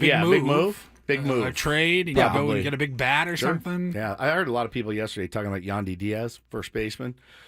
I think he's on the Rays. Yeah, would be pretty solid. Don't know. I mean, it'd be very Padres to announce Luis Arraez as their everyday first baseman one day, and then trade for Yandy Diaz the next day. Yeah, I saw a lot of that buzz. They love keeping us off balance, don't they? Yeah. Well, we always yell at the national media for not knowing anything about the Padres. We cover them 365 days a year. We also know nothing. So it's fair. Fair. I mean, yeah, two days ago, they were talking about the competition for the last two spots in the rotation, blah, blah, blah. Hey, we got four guys for two spots, and then they go out and say Nick Pivetta. It's, we know nothing. We never will. And it's... He's like done, look, we know more than everybody. Bro, he has done a really good job the last couple of years at keeping it pretty airtight over there. He really has. And I'll say, when we started covering the team 7 years ago together, Benny, it wasn't that way. You'd hear stuff all the time. It's pretty quiet over there. Pretty quiet about what he's up to. Makes you wonder where the leaks were coming from. I know. No, actually where the leaks No, I do know where they were coming from. That's true.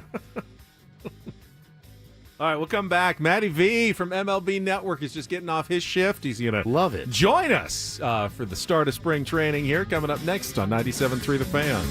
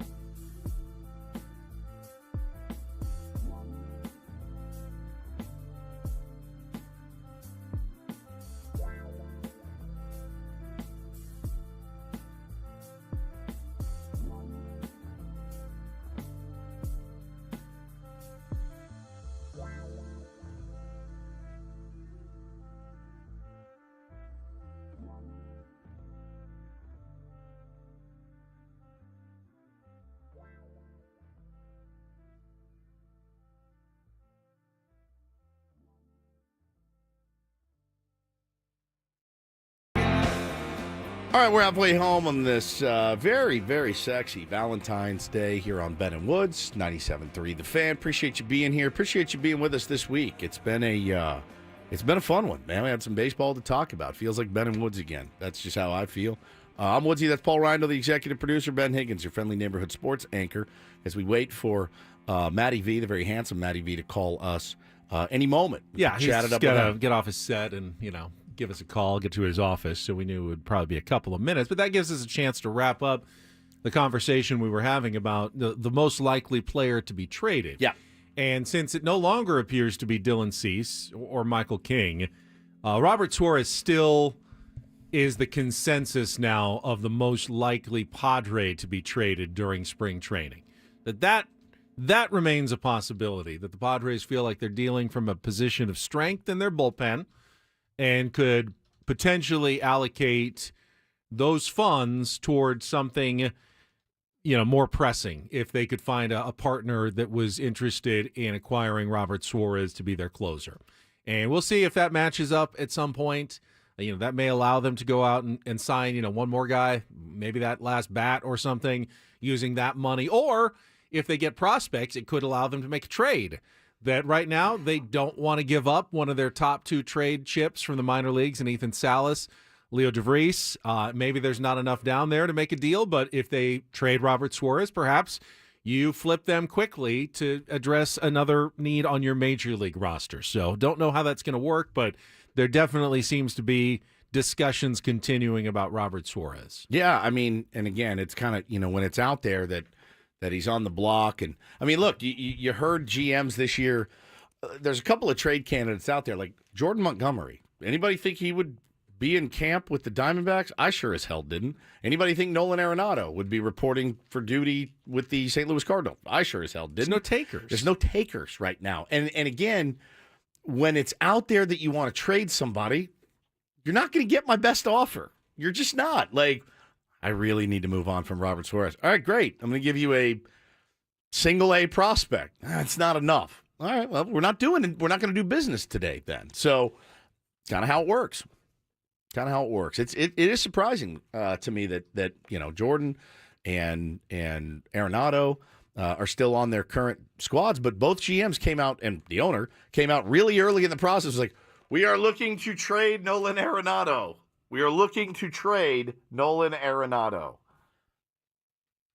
What's the if you have to really want that guy? There are teams. No, there's.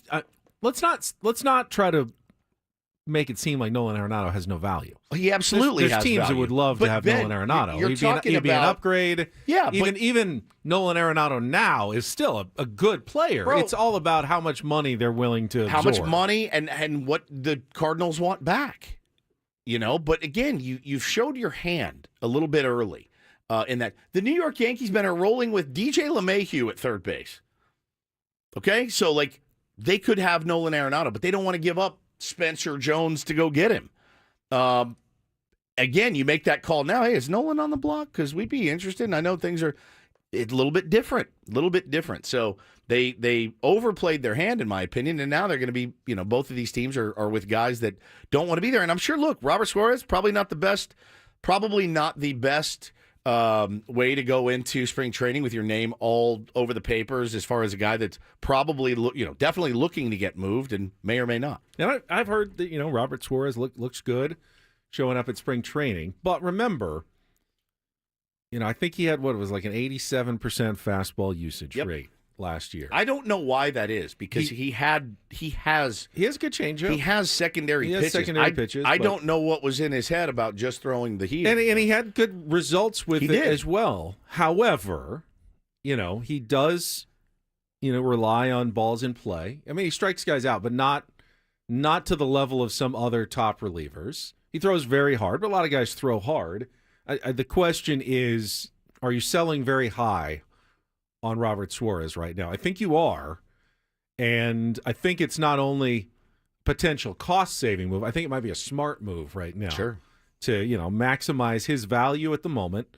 You can get both, not just salary relief, but you can get players for for Robert Suarez. Yeah, He's a valuable commodity right now. Absolutely. And that's why I think you absolutely have to listen to trade offers. And again, the $10 million that comes off the books is not nothing for the San Diego Padres. It's just not. So, but yeah, it'll be interesting to see, who tweaks an elbow, who tweaks a groin on a contender in the next 2 weeks, Ben. That is like, we're in this thing. We got to go get somebody. And maybe that's why the Diamondbacks and the Cardinals both feel like they can be patient, because they know that as the season gets closer, maybe some more pressure is applied to other teams that end up with unexpected injuries. That, all right, now we got to get a starter. We got to bite the bullet. We need to get a starter. We need to get someone. All right, call the Cardinals again. Yeah, it's quite. We'll meet their asking price. It's quite a dance, man. What these GMs go through when they've got players that they're looking to move and planning for the future and planning for this season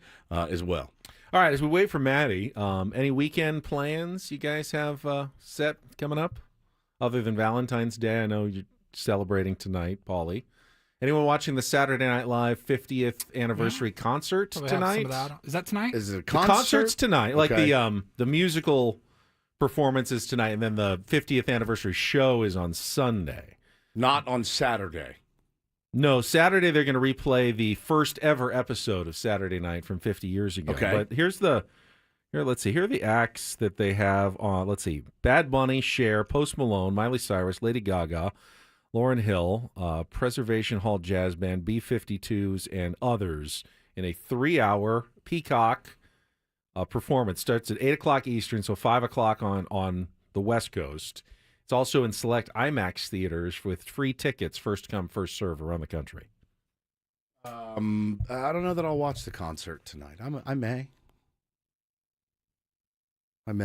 May watch the special on Sunday. We don't have to work on Monday, so that's good. I'm doing. My guess is I probably catch some of the concert tomorrow. Yeah, some of the special. I'm doing back-to-back practices on Sunday for T-ball and then rookies. So I've got 4 hours of baseball practice on Sunday, and we're going to Joshua Tree on Monday as a family. Just going to drive out in the Ben bus early. Going to watch the sunrise out there, hang out in Joshua Tree for a lot of the day, and then drive back. A little day trip. That's about it. That's a long trip for one day. That's a couple hours. Yeah, it's no big deal. That's not bad. That's easy. The Sunday show, anniversary special live 3-hour telecast featuring old alums Adam Sandler, Amy Poehler, Tracy Morgan, Will Ferrell, celebrities like Adam Driver, musicians like Paul Simon. Half-century worth of sketches, cast members, hosts, and other collaborators. I've enjoyed a lot of the 50th anniversary documentaries been a lot. and specials that they've had over the last month or so. It's Yeah, been good. there's been a lot. There was one that I watched. What was that on? The Questlove one, I think. Peacock. Peacock, maybe. It was really well done. All about the music. Yeah, all about the over music decades. that was It on there. Phenomenal. Pretty sick. Have you seen the ads that they're running have like the audition reels of some of the cast that members? was another special. Which is pretty cool. That's seeing, pretty That was seeing a their first 4-part special, and they talked about the audition. Like you get 5 minutes, and that's it. And you had guys like Will Ferrell, Amy Poehler, Jimmy Fallon, like from all decades, talking about their experience auditioning. Then there was the writer's room and all the time and everything that goes into the writing of each episode. The table readings. They're like, the host comes in on Tuesday, and we sit there and we read through 40 to 50 sketches, whittle it down to 20, and then Lorne, it all falls on him like the afternoon of the show. Insane. On which sketches actually make it to I think this is a personality test. Who is if you had to pick, who's your all-time favorite Saturday Night Live cast member? I think it really tells a lot about your sense of humor and your personality. If you have to pick just one out of anyone over 50 years of greats, I think Will Ferrell made me laugh the hardest. I really do. Or Chris Farley. I know you. I thought you'd pick Chris Farley. They both made me laugh so hard. But Adam Sandler was good, but I kind of liked him more when he started doing his movies. Yeah. Chris you Farley know was those aren't amazing. even anywhere in my top. Eddie Murphy. Let me get Ben. I think you could probably figure it out. I think eventually. If you say Jimmy Fallon, I'm quitting right now. No. You'll like my pick. It's very me. Oh, Phil Hartman. Yes, very good. I knew you could figure it out. He was absolutely genius. It's absolutely as Phil Hartman was my all-time favorite Saturday Night Live cast member. Incredible. Incredible on that And show. I love Norm Macdonald as well. I did too. Love Chevy Chase. I think I'll go with Chris Farley. Eddie Murphy. I mean, Yeah, it really does reveal a lot about your sense of humor. Yeah. Dana Carvey. I didn't love Dana Carvey. I he thought was he was okay. good. He was Yeah, okay. he's great, but he wasn't for me necessarily. I felt that way about Sandler a little bit. He wasn't for me. I like David Spade. David Spade's funny as hell, man. Just I can see cutting I can wit. see the cuttingness of David Spade. Yeah, Farrell just. Tracy Morgan was really funny. Tracy Morgan was funny. Farrell got me in so many skits. I'm sure there's a lot of Tina Fey people. Oh, Kristen Wiig. Yeah. Incredible. Yeah. Incredibly funny. He's not at all. I mean, he kind of is, but Bill Murray. Chevy Chase. Keenan Thompson has been there for 20 plus years. He bugs me. He doesn't bug me at all. He I bugs me. wouldn't put him on that Mount Rushmore or anything like that. But the fact that he's been there for so long. Bill Hader. God dang, there's so many. I mean, Bill it's Hader just. was great. Can you ever imagine the nerves walking into your audition? You got 5 minutes. Okay, what do you got? And nothing, just be funny. Just You be are fu- on hey, stage. Here's a mic. Be funny. Be funny. Just get up there and hello, my baby. You're just all right, here's my George Bush. It's. I mean, Will Ferrell's audition alone. So good. Get off the shed. It's so good. Gas station says, I've never found SNL very funny. That is a hot take. I think a scorching hot take. It's a cultural I think phenomenon. 70% of it is not funny usually. Yeah, I mean it's gotten, you got to find the gems in it now.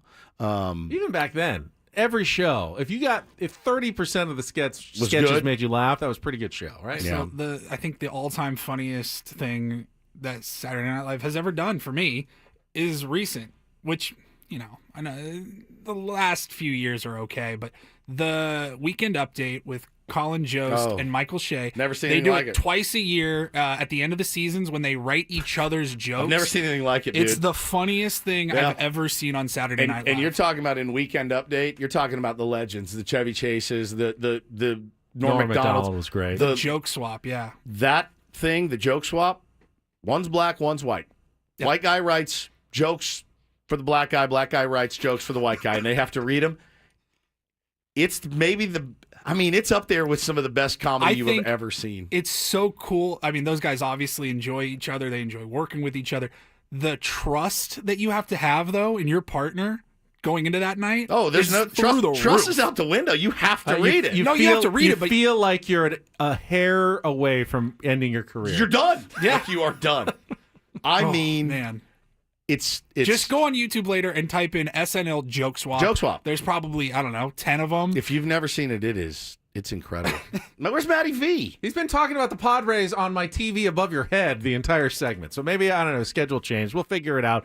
We'll take a time out. We'll try to make sense of Matty V's schedule. We do need a contestant. We weren't sure if this was live or not. I'm thinking I it think might it is be maybe live. now. He's still on television. So let's plan for Take on Woods next. If you want to be our last contestant of the week, qualify for Vegas, you can call in now. 833-288-0973. While you do that, I will tell you about SDFatLoss.com, the secret of losing up to 1 pound of fat every day for 2 months. I mean, think about that. I mean, you could lose 60 pounds. You really could. I did 40 pounds in 60 days. That was right in line with what they told me to expect when I started. 10 to 20% of my body weight in 60 days. And I did. And I did it without any prepackaged meals, bars, shakes, or even exercise required. The program at SDFatLoss.com helps reset your metabolism so you lose weight quickly and then keep the weight off for good with easy-to-follow maintenance. I've been in the maintenance plan for over a year. I figured out just a new way to keep the weight off and keep my life going, and I feel so much better. Clothes fit better. You look better in the mirror. You can do more stuff. I don't get as tired anymore. It really is fantastic. If you want to find out more about the program, you can get a free consultation at SDFatLoss.com. And if you sign up now through the end of February now, get $200 off the program. Still available to everybody out there to change your life before, really, I mean, we'll be like 2 weeks into the baseball season. You could be 10 to 20% lighter at that point. Think about that. That is incredible, and it's all available with just eating regular foods from the grocery store, like chicken and steak and vegetables. Please go to SDFatLoss.com. Schedule your free consultation now at SDFatLoss.com.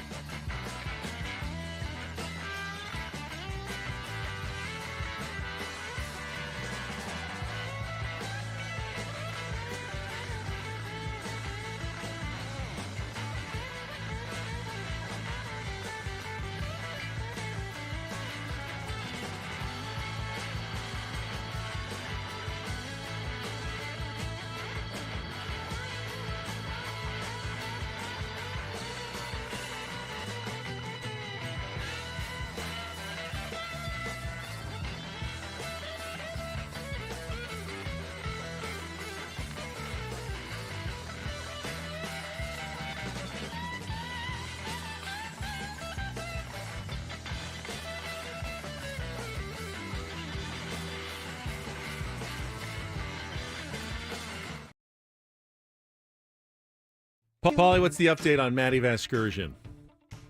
I will let you know when I get one. Huh. All those nice things we said about him earlier. It's fun if you just promote. You can just promote anybody you want. That's Be a good point. Oh, he forgot. He had an accident. What number? Did we do that as an old promo or an old bit on the old station? Yeah, we did a promo. We may have Shaq on tomorrow. We may not. We may be joined by LeBron James. We might. Well, we might not. No. But we'll definitely be talking Gulls hockey with so-and-so. Right. Yeah. We have an hour and a half. We could still get him on. We could. We'll make room. We could. But for now, we will continue on. We'll just keep plowing on. Business as usual. And for us, business as usual at this time in the year 2025 means it's time to play Take on Woods.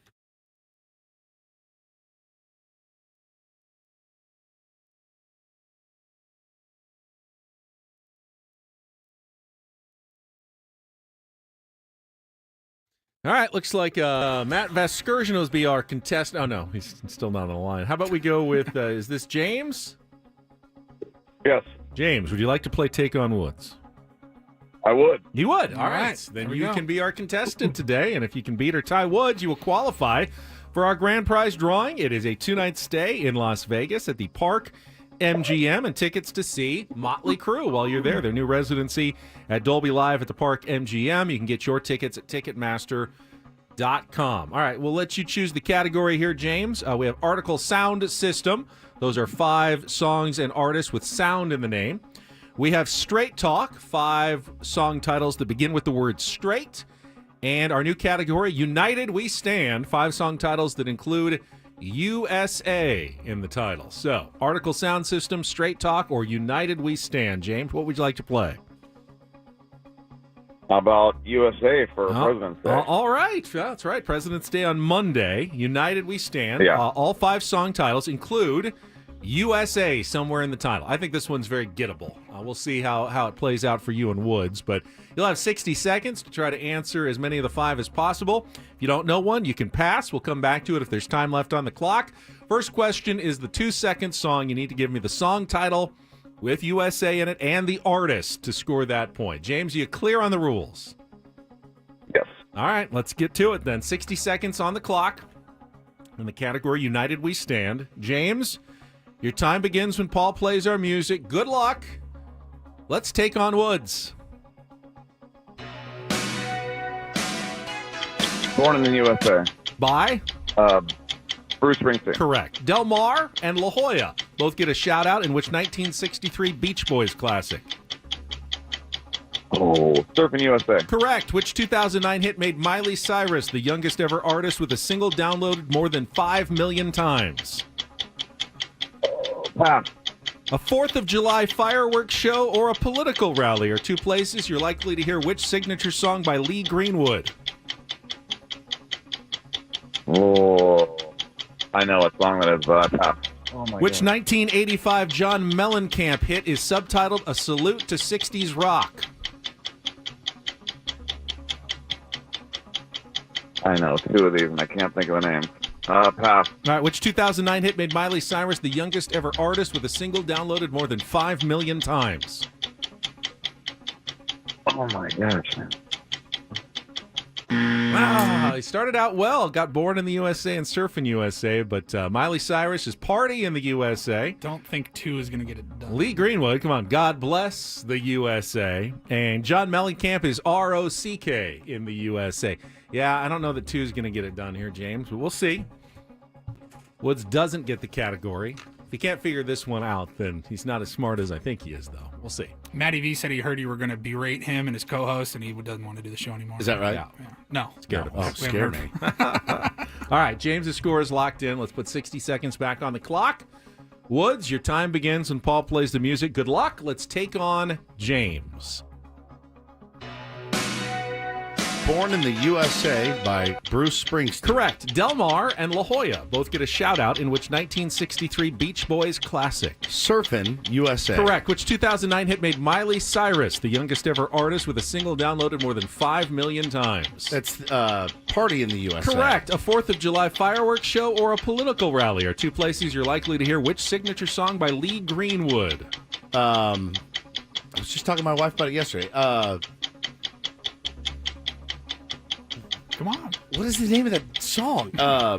God Bless the USA. Correct. Which 1985 John Mellencamp hit is subtitled A Salute to 60s Rock? ROCK in the USA. It is. That's a 5 for 5 and a 5-2 win for Woods today to wrap up our week. You only got 2 of those? Yeah, he started out hot and then just kind of hit a brain lock in the middle on Party in the USA and then was not able to really pick up from there. It happens. You know, once you can't think of one, your brain scrambles and then you go blank. So, United We Stand was that category. A little President's Day for you. Oh, perfect. This weekend. I'm a big John Mellencamp fan. I do like that song. I like all of them. Yeah. You don't Sucking like on a chili dog. Sucking on a chili dog. I like that one. That wasn't actually John Mellencamp. Just the whole song, Sucking on the Chili. Again, Sucking on a please. chili dog. Sucking on a chili dog. Sucking on a chili dog. Sucking on a chili dog. Paulie and I saw a Tasty Freeze when we were in Glendale, and I started dying laughing. Outside Oh my the God. Tasty Freeze. Again, if you would, Paulie. Woodsy and Paul outside the Tasty Freeze. Again, Sucking yeah, on a chili Valentine's dog. Day for sure. Sucking on a chili dog. Sucking on a chili dog. Sucking on a chili dog. Sucking on a chili dog. It's incredible. It does make you want a chili dog. No, not me. Never liked Really? them. Nope. What? Nope. Do not like them. You don't like them? I do not like No, them. Sucking on a chili dog. I've never Sucking on a understood. chili Granted, dog. they are maybe not worth the trouble and the Sucking on a mess. chili dog. Right. But you Sucking on a can't. chili You don't like it?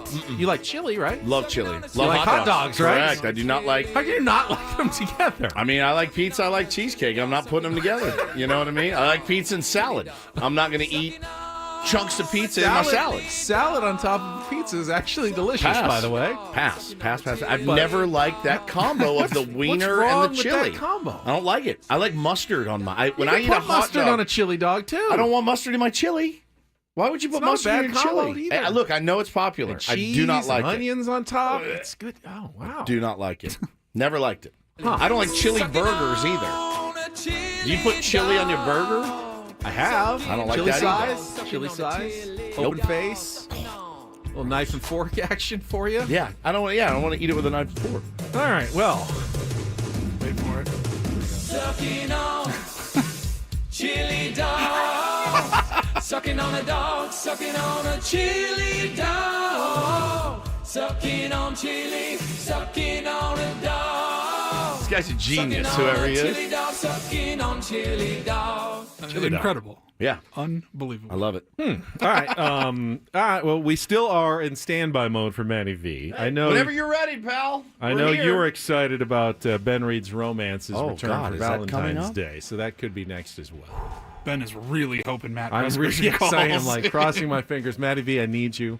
I need you right now to save me from our next segment with Ben and Woods on 97.3 The Fan.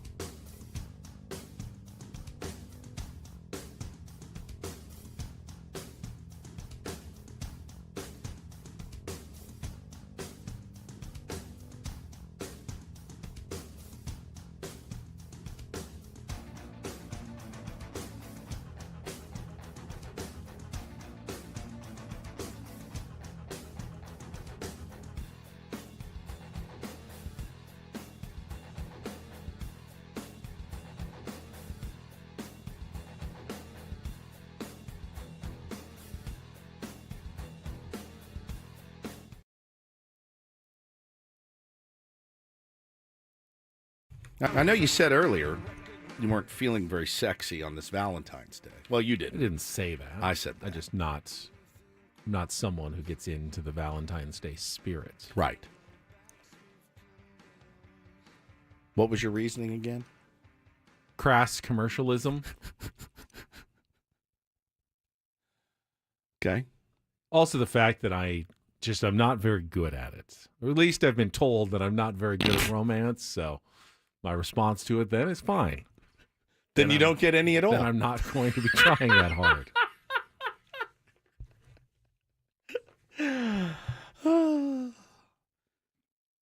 It's hard for me to believe that you're not good at romance when I hear you read sexy words and sexy songs. You're very sensual when you Hot beef! when you allow yourself to be. Right? Paulie, what would you pay to hear Ben's dirty talk? I'd pay $1,000. Oh, at least. $1,000. At least. Just a full, however long. All of it. I don't know that I could. I don't know that I couldn't get through it. I don't know that I could either. It's awkward. It's not good. But it goes on for a really long time, I'll tell you that. Wow.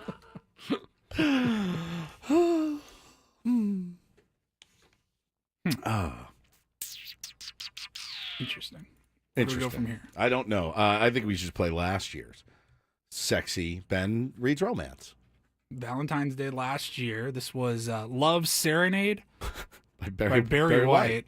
Who's sexier Everybody than knows that guy? Barry White, but I had not heard this song. And Yeah. the lyrics to this one, oh my God. This was 1 year ago today. Benjamin R. Higgins. Okay.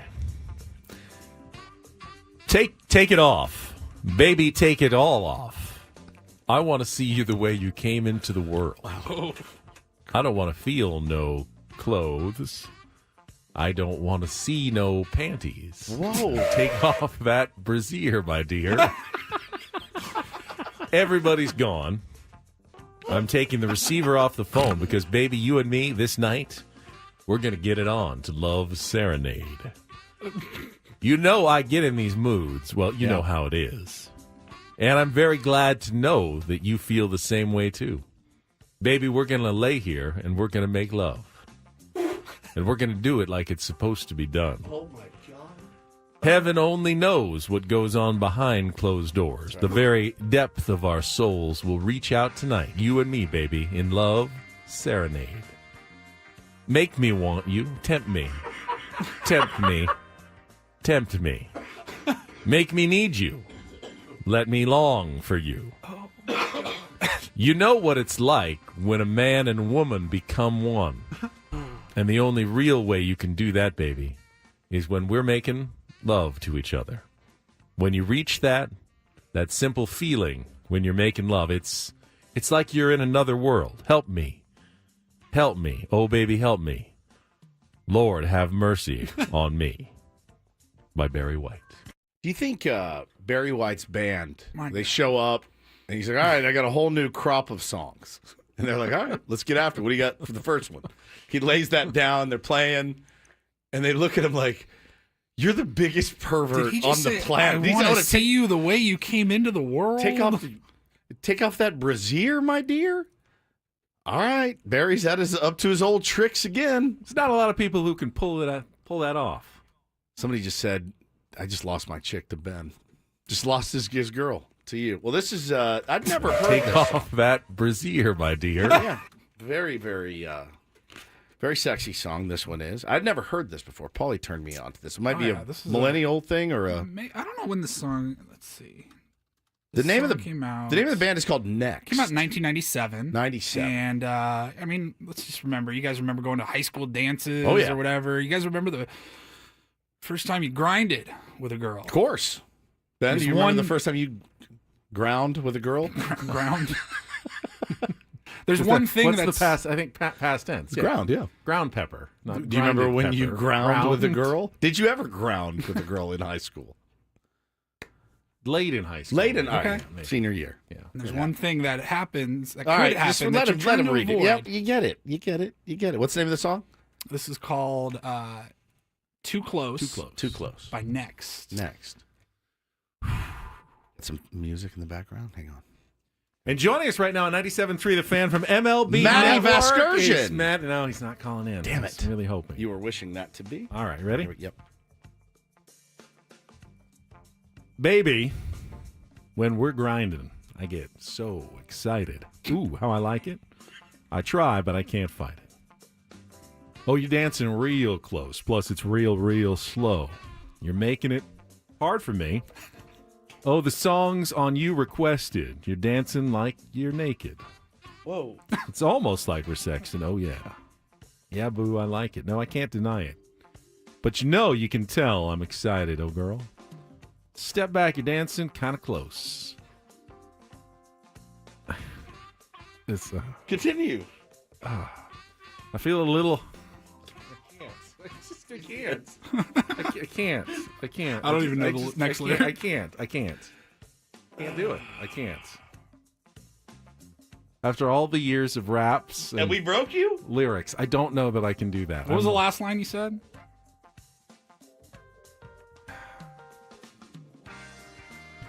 Come on. Fine, give it back to me. Fine. He's Pete. Right, go you back. are Here the we go. color of my shirt right He's now. so Look at red. him. Oh, my God. Step back. You're dancing kind of close. Skip it if it makes you uncomfortable. That's not even the worst. I feel a little poke coming through on you. Now, girl, I know you felt it. Now, boo, I can't help it. You know what I want to do. Who wrote this? A 7-year-old?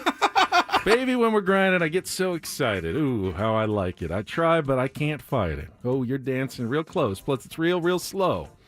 I know you're making it hard for me. Double entendre. Baby, us dancing so close ain't a good idea. I'm okay with double entendre. Double entendre It's the is a single entendre that I'm having trouble with. And this is really close to being single entendre. I can lean into the double entendre. I You can really always can. back it up. I really can. I don't know. This is borderline single entendre here. Oh my God. That's even better than I thought. My baby, us dancing so close ain't a good idea, because I'm going to want you now and here. The way that you shake it on me makes me want you so bad sexually. Oh, girl. This is not double entendre. I like clever double entendre. Here's this the is Very blatant.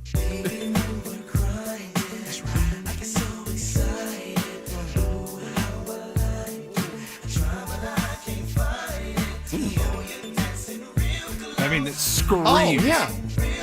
I know that song. Screams 1997. Oh, I love that song. Yes. I was like, you know this I song. know that song. I love that song. Holy cow. Jocelyn says we are the worst friends ever. I don't think so. I don't think so. Are you kidding? Well, you just missed it, but Oh, that was a huge hit. yeah, I love massive. that I was like, song. you were like, oh, I've never heard this. I'm like, yes, you have. Oh, man. That song It's kicks so weird. ass. I mean, I thought it was like Bobby played on the- Brown. it was played on the radio. Anyone Yeah. could have listened to that in 1997 or beyond. There's nothing unethical or Yeah. illegal about reading the lyrics to that song. It just, when you make me do it, it sounds incredibly wrong. That's the thing is, they were so good with that music of just kind of everything was upbeat and like you didn't listen to the lyrics. Sounded like of it when he's Montel Jordan. Yeah. I've got a poke. like, okay. You didn't What's listen to the words. other meaning? Where's the double entendre? Yeah. That is really, really good. He nailed it. I've never seen him get broken, though. He read Pony Genuine. He didn't even break it. Pony. Right. This got it. Oh, this song kicks Sounds so ass. innocuous listening to it this way. They would play this at your 8th grade dance, and they wouldn't. Yes. They wouldn't think twice. Teachers are about fun. it. Teachers are standing there. White man's overbite. Mr. Johnson, the geometry teacher standing right there. It's fine. It's absolutely fine. That was great, dude. That was so good. When I can't even describe to you how red your face was. It legitimately was the color of my shirt. I read 2 Ice Cube. I was less intimidated than this one. Man, that's it. Probably, I guess, at the end of the day, that was a really great selection because you kind of broke him. That was great. Well, I hope Matty V wasn't like watching on YouTube or something. Oh, I know. Because he did respond. Oh, good. Okay. He said, sorry, he got caught in an edit. Can I call you at 9:05 Pacific? Hate when I get caught in an absolutely. edit. Done. That is totally not a thing. He just made that up. Sounds very TV-like, doesn't it, to being caught in an edit? What do you know about TV? We just got caught in an edit, I think. Do you think that segment made more of Adam's hair fall out? I don't know. He knows we're not going to get in trouble for it. All right. We didn't say anything we're not supposed to say. No, you're right. What's he going to do? Come into the studio during the commercial break and yell at us? Not here on Not Friday. here, so. He's taking it to the house. It's late enough. Most kids are already at school. Although some had the day off today on Friday. Yeah. 4-day Adam weekend, said right? Adam said we're all good. He probably loved that song too. Oh, yes. Guaranteed. I wonder how sensual Adam Klug is. Hey. It's weird that I think Ben about and Adam's these sexy off. We can have a you two competition. together trying to seduce a woman is great content. Yeah. Yeah. It's just a matter of finding the right woman who thinks that a good bargain is very sexy. And in Adam's case, like, hey, do you like every sport there is? Happy Valentine's Day. I got you this Manny Machado bobblehead. Here's a rally towel. Yeah. It's weird. That was great. Yeah, like Dave Rickard said. When's the last time the FCC did anything? Exactly. You gonna find? What are you gonna do? Fine us? Nobody's gonna find us. Nobody's ever been fined. I watched Shaquille O'Neal drop an F-bomb on live TV last night. Who cares? This is a weird comment. Anthony says, like anyone is listening anyways. You're in our chat. I don't, you're one of them. I don't know what you're saying. We literally get millions of downloads here. Yes. Show. Sorry, Anthony. They are listening. They are listening, man. I wouldn't be embarrassed if I thought they weren't. That's what makes me embarrassed. I know they're out there. All right. We have to check traffic. We're 10 minutes away from Matty B. Give you an update. Had another big win for a local team last night. I want to give them their credit. Holy cow. Paulie's taking advantage too. Yeah, he is. Oh, yeah. Thanks for telling me. I've totally forgot. After traffic on 97.3 The Fan. From the 855 Get Ross Traffic Center, protecting San Diego after accidents or injury, here's Kelly Danick. Traffic is brought to you by Eliminite Termite, the orange oil experts. We still have this rollover crash westbound 8 past Severn. Pickup truck involved in this one. It's got the 2 left lanes blocked. Other than that, things are winding down pretty nicely around the county and drying out. Might still find a stray shower or two, but hopefully this afternoon's commute will be much smoother. Have termites? Eliminite Termite inspects, treats, and repairs termite damage, all with a full structural warranty. Their orange oil treatment is safe for people, pets, and the planet. No tent, no move out. Protect your home naturally. Schedule a free inspection at eliminatetermite.com. And Kelly Danick with Ben & Woods, San Diego's #1 sports station, 97.3 The Fan. Well, we're in the doghouse. You got in trouble for that one? Yep. From Mrs. Higgins. Kim Higgins, No. your mother. Oh, no. Says Ben might have been able to take over for Matty V someday if you didn't make him do these bits. I said, trust me, these will strengthen his resume. I'll say Matty V is he has ridden the edge a few times. Oh, himself. yeah. So, Oh, yeah. You're an and edge rider. He will be joining us in just a few minutes. Can't wait. That's not something obviously Matty V could ever do on his MLB Network show or whatever. But if Matty V was still doing local radio, if he was in here with us, he would think that was hilarious. He had a local show here for a while. I know, that's what I'm saying. If he was Yeah. doing it again and he was in this studio with us as another member of the show, he would have thought that was hilarious. It's totally different. Yeah, totally. We're okay, Mom. Last night, another big win for the hottest college basketball team in San Diego. That would be the UCSD Tritons. They're unbelievable. They have won 6 in a row. They beat Cal State Bakersfield on the road 73-54. So I watched some of last night's game. They stream usually on ESPN Plus. So I know, Woods, that gives you some trouble to have to find that one. But it does. The Tritons made 16 of 32 from three-point range.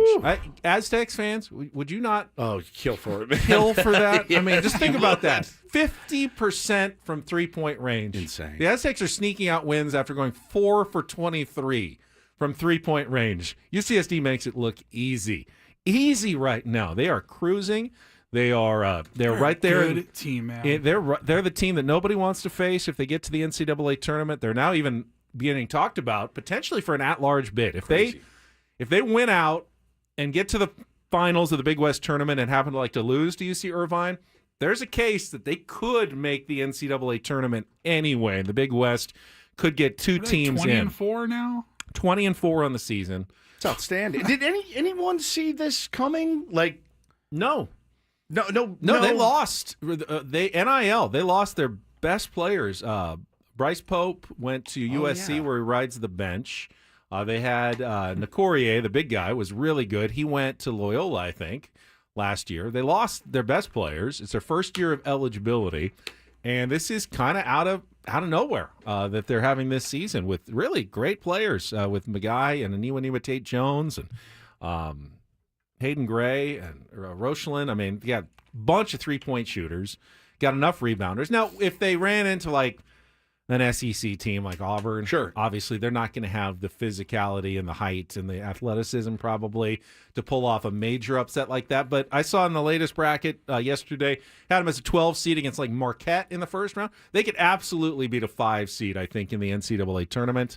They get a big game tomorrow, though. They're hosting UC Davis. First meeting.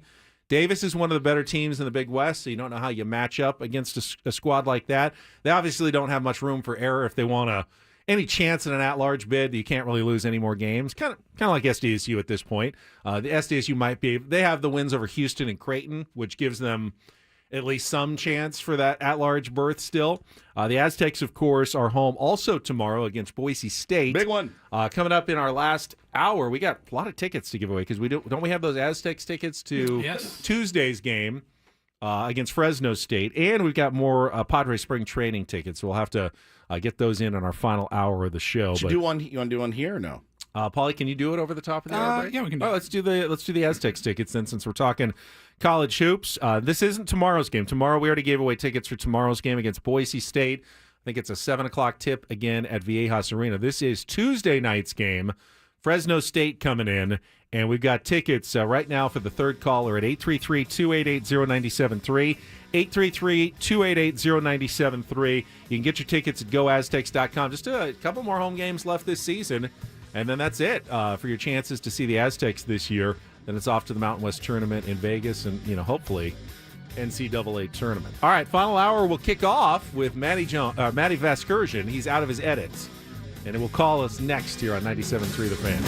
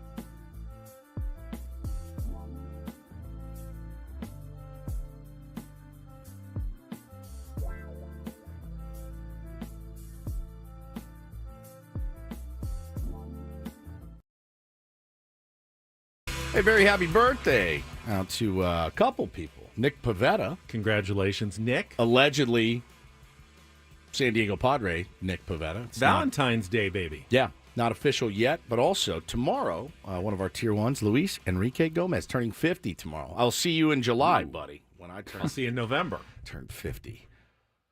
Yeah, it was very Valentine. Not only did the Padres sign someone with a birthday on Valentine's Day, they also signed a pitcher named Hart. Yeah. Just in front of Valentine's That's exactly Day. right. AJ is just going, he's the bit master this Wait week. till we sign Bill Sex. He's also in the KBO. He's really, it's SECKS. Yes.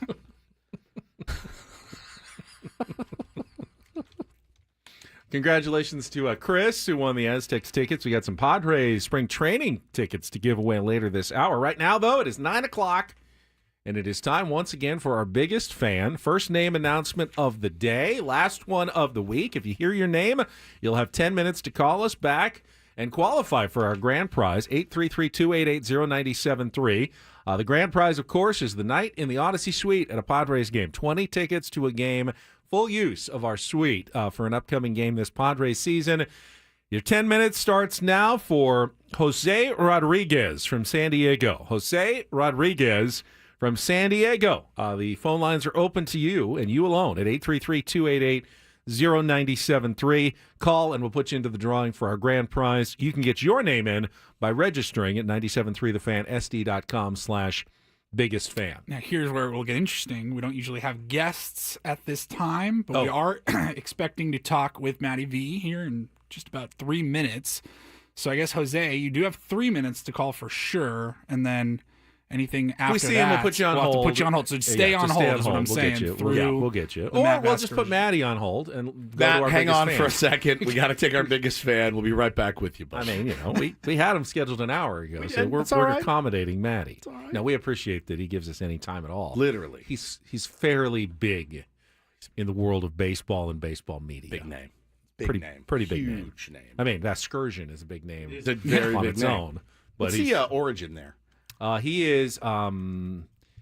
It's not Greek. I was going to say Greek, but it's like Albanian or something. I think Armenian. Yes, Armenian. That's right, Armenian. That's where the Vasgersian clan comes from. Beautiful, handsome dude. Well, we can ask him all about it because guess what? He's calling in as we speak. Let's go straight to him. Yeah, let's. We'll dispense with the preliminaries and just bring him right on to the air because he's a pro. And welcome from MLB Network, Matt Vasgersian, returning to Bennett Woods. Happy Valentine's Day, Matty V. Oh, gosh, today's Valentine's Day. Thanks for the heads up. You are welcome. Get that taken care of.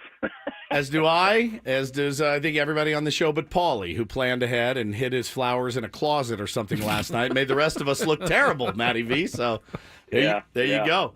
Well, we got to start here. I feel like you are William Wallace. On the set of MLB Network, I feel like you're William Wallace, like a man by himself defending the San Diego Padres right now from our beloved Harold. I love Harold. I do. He's been trying to trade our whole team for the last 2 weeks. Literally, anybody with a pulse, he's like, you got to get him out of there. You have to do it. They got to go. And I see you in the war paint, like, hold, we're not going anywhere.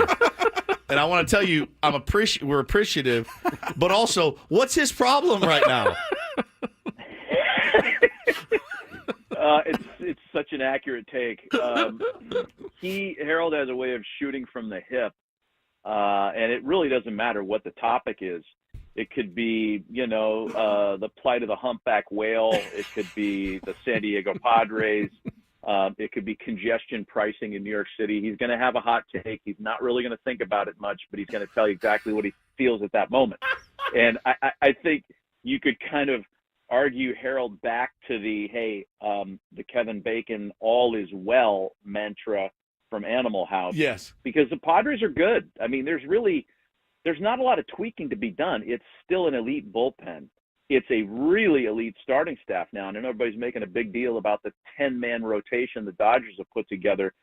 But San Diego's 1 through 5 is as good as anybody's, including the Dodgers, especially with the Pivetta signing.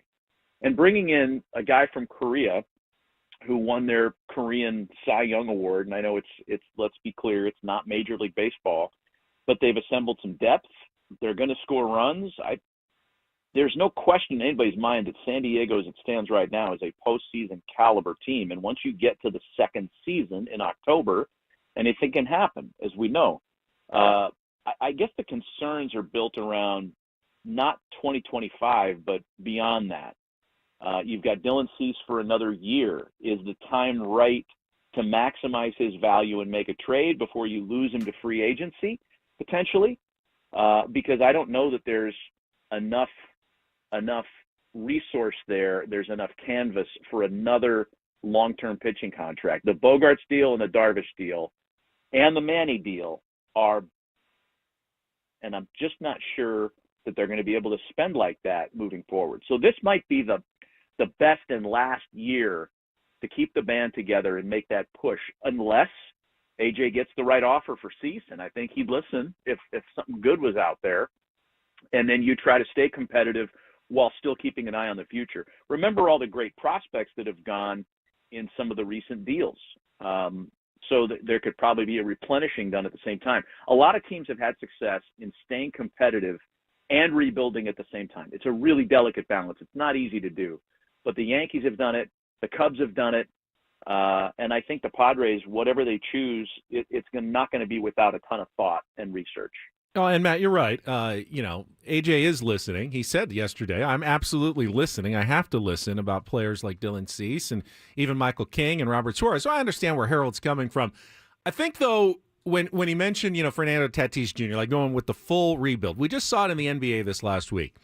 The reaction of Dallas Mavericks fans when Luka Doncic was traded. And we get the sense that if they traded Tatis, whether it was a smart deal or you could argue, hey, I think they won that trade with what they got back, you'd have a revolution just because of the way people feel about him in this town now. Yeah, that's probably right. And I think Harold was talking about present-day value on the contract. And when Tatis inked that deal in the middle, $300 million, at the time our jaws dropped. But we also understood it was an age-based thing, that if a guy like that hit the open market 4 years later, the price would be far north of what was it, 360 or something in that category for him. Yeah, 340 something, but it doesn't look. It looks good now. Like other teams would be happily taking on that kind of deal. Right, and I think that's probably what he was thinking about in terms of his being an attractive trade piece. But internally, like that makes him attractive to stay too. The fact that you have this generational talent who's healthy again, who's proven he can move off the shortstop spot and still drive in runs. I'm telling you, man, like we saw Fernando Tatis at his best against the Dodgers in the division series this past year. Those first 2.5 games when he was 6 for his first 10 with 3 homers, everything off his bat was an extra base hit. First of all, how they didn't finish that series and win it is still a mystery to me, how the bats went completely quiet and then the Dodgers rolled to a World Series. But he is, I guess, considered a value. It's ridiculous to say that about anybody with that kind of price tag, but the Soto deal just ruined it for everybody. Yeah. Flat out. And now you're looking at a guy who signed for $347 as a bargain. That's where we are today. Talking to the great Matty V here on Ben and Woods this morning. So there's a couple of teams I'm looking at, Matty, this offseason that, I was really high on and wondered would they spend some money. I continue to go back to the Seattle Mariners as one where if I'm a Mariners fan, look, we're Padres fans. We haven't had the most postseason success, but there's been some. You're talking just a tiny little taste in a couple of decades in Seattle and really didn't do much to address their needs this offseason with that insane rotation. They're really good bullpen as well. That's got to be frustrating, but, I still think they make the playoffs. Who's one of those teams that you look at and go, sneaky good, these guys are going to be good this year, watch out for who? Well, I wouldn't call the Red Sox sneaky now that they've signed Alex Bregman, but after the Crochet trade, the Bregman signing, they're not sneaking up on anybody. They're going to be good. I still think, and I do this every year, I fall for the banana in the tailpipe on the Toronto Blue Jays every year. We all do. I've done it again this year, right? The difference there will be if the long-term contract discussions with Vlad Guerrero Jr. and Bo Bichette become distracting, then it could really change things there. I'll give you a team Actually, who I think fits in that same category as Seattle that I thought would be more active this winter and hasn't, and it's the Cincinnati Reds. Yeah. They don't have any really cumbersome, outstanding payroll commitments the way the Padres do, unfortunately. They're lean ever since Joey Votto's money went away. It feels like they've been on the verge of spending, and in a division that we all think is winnable. I mean, there are legitimately 3 teams that could vie for that division title. I'm just really surprised they didn't do a lot more than just the one trade that they did with the Royals to get a starting pitcher, which was a nice trade. Yeah. Maybe they're just counting on that internal improvement, the way the Blue Jays have for years to get there. Matt, I know you think you're on with a Padres audience, and you are, but we also have a lot of Dodgers fans. They hate listening to us. Oh, it's great. And they're really mad, especially now, because I am one of those people that is in the camp that what the Dodgers are doing now is not good for baseball. Now they're not doing anything wrong. I'm not saying they're cheating or doing anything outside the rules. They're taking advantage of loopholes and their own built-in advantages. And I understand that it doesn't mean they're going to win the World Series, but my argument is simply that what they have done has taken away a lot of hope from other teams because they know they can never match what the Dodgers are doing. How do you reconcile that in terms of what the Dodgers have done these last 2 off seasons, that win a World Series and then go right back in and just hammer everybody else in this off season? You know, I guess the only thing that I would say that could bring some optimism to the other 29 cities that aren't Los Angeles is that last year winning the off season and then winning the World Series rarely go hand in hand. It just doesn't go that way. And look, as we just mentioned, the Dodgers were a few innings away from losing to the Padres in the division series when they had that advantage. And then all of a sudden the Padres bats went flat. I would say get to the postseason if you're one of those other cities, one of those other teams, and you have every bit of the opportunity to beat the Dodgers. Who knows who's going to be healthy? I know they have, 10 guys that can start, and they're probably going to build in all this rest, especially for the 2 Japanese pitchers that require the 6-man rotation, especially for a guy like Kershaw, who's not going to start the year healthy. They're good. They're deep. They can buy whatever they want. They still might figure out a way to land Nolan Arenado, by the way, which would that would put your argument in a perfect spot. But I do think that in a 5-game series, anything can happen. It's the old any given Sunday thing in the NFL. I get it. It's cliche, but it's also very real. Look at what happened to the Phillies the last couple of years. No doubt. I never thought they were world beaters. The Braves got beat in the division series back-to-back seasons. So I do think that they're really good. They could win 104 games in the regular season, and somebody could still knock them off in October. Matty V, what's the talk around the office? You're with some high-level people in the game, talking to high-level people in the game. We all kind of know what's coming down the pike after the CBA expires. Do you foresee, because I've heard some rumors from people in baseball that said, look, the Dodgers know kind of what's coming, and they're taking advantage of it now, which I think is really smart business. I wish I had that kind of business acumen to be able to forecast what was coming. But, based on everything you've heard and got people you've talked to, are things going to change in baseball in a year and a half or 2 years? Boy, Woodsy, I hope some of the fears are unrealized, that there'll be, games lost. Words like lockout are the worst words you can hear when you work in baseball. I'm optimistic that they can avoid a lot of that because they know what's at stake. But I think one of the really interesting things coming down the road is going to be, and it might converge with the expiration of the CBA, the collective bargaining agreement, which is done at the end of the 26th season, is the use of the automated balls and strikes system, the ABS system. We just had a call with the league office yesterday, and they went through some of the details of how it's going to be used in spring training this year. So it's been in play in the minors in AAA for the last couple seasons, and the league has collected data. They've talked to umpires, players, player executives, coaches, fans to a lesser degree about how they feel about the system. It's been positive, the feedback. Now they're going to put it in at select Grapefruit and Cactus League ballparks for this coming spring training, and we're going to see how it works with big league players. You have 2 challenges per game on a balls and strikes call. This is the kind of inaugural rules treatment for this. The batter, the catcher, or the pitcher are the ones that can issue the challenge. You're going to have roughly 5 seconds to do that. So you can't call timeout, have the guys in the video room look at a replay of the pitch, and then relay challenge or not to the manager the same way you can on a standard managerial challenge. This has to happen from somebody involved in the pitch, batter, pitcher, catcher. If you win your challenge and the call's overturned, then you get the challenge back. They play it on the scoreboard, almost like when you're watching tennis on TV and that eagle eye system shows you the line calls. Think of what it's created in tennis. No players ever argue in or out. They never argue boundaries anymore. John McEnroe would have been out of business with this system. So now we're going to have it in baseball.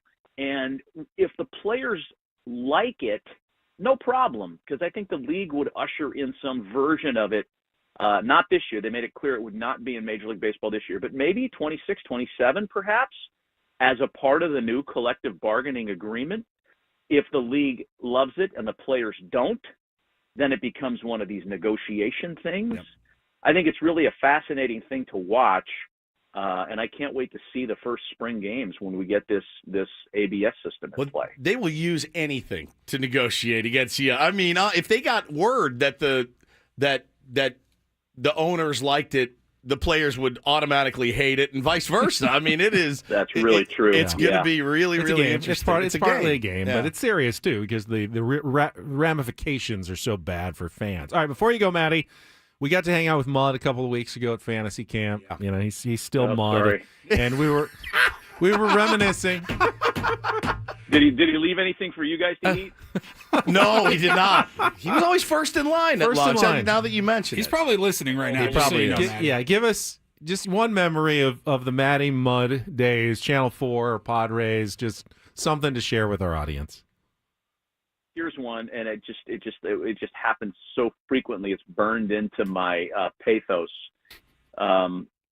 Whether it's post-game beers or the media dining room, it comes that magical time where you have to produce a credit card and pay, and Mud somehow left his wallet in his other pants, and it's like, oh, Maddie, can you get me? Oh, my God. I'm like, yeah, I got him. Thanks.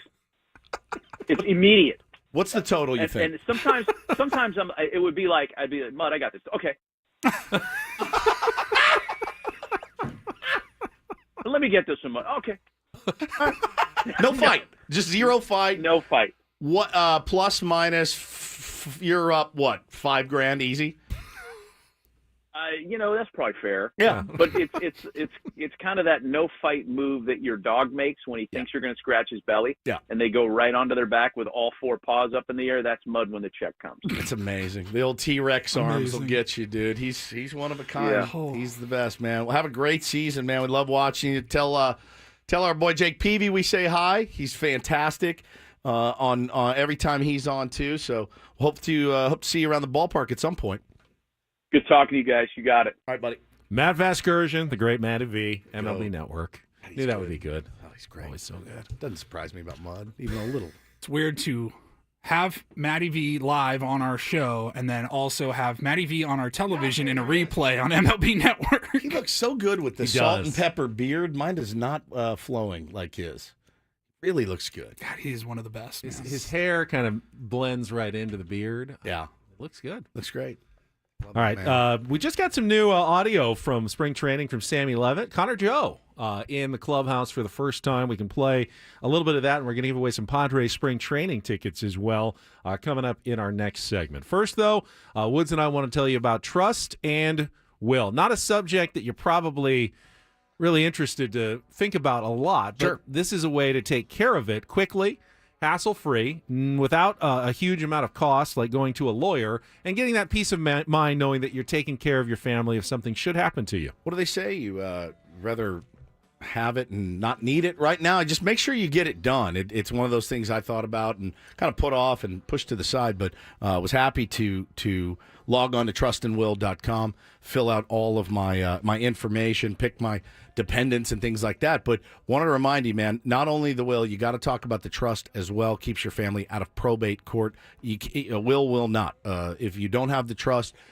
they will be going to probate court, and it's not fun for anybody. A lot of fees, a lot of heartache. Could take 9 to 18 months to settle your estate. Nobody wants that. You think things will be fine, but over 60% of families experience conflict when dividing assets when someone dies without leaving a clear will or trust. Not surprised. You can by avoid that. it. Yeah, you can avoid it. So, again, go to trustandwill.com, use the code San Diego, all one word, to get 10% at checkout, free shipping of all your estate documents at trustandwill.com.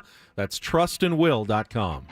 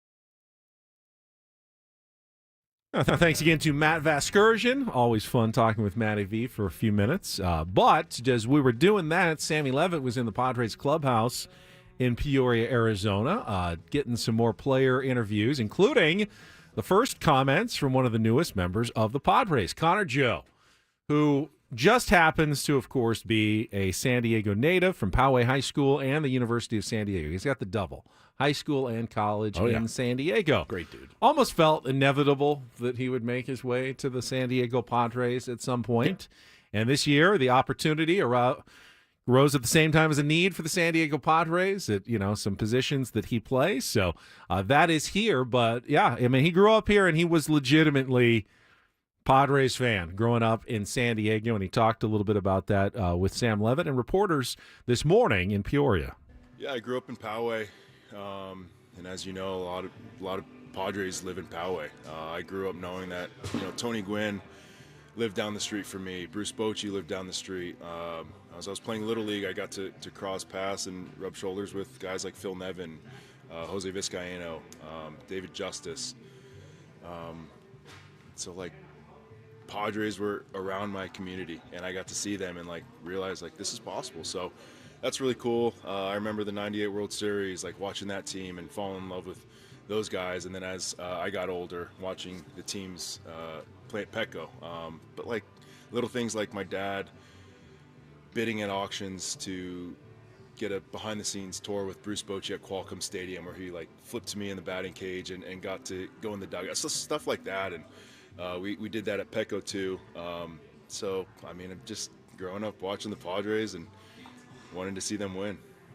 Considering growing up in Poway, your Padres fandom, when you think about the opportunity here at this time with some of the players in this clubhouse, what this team did a year ago, your feelings on that in particular, the opportunity to maybe accomplish something special with this team in San Diego? Yeah, it's great. I'm glad I'm in this clubhouse.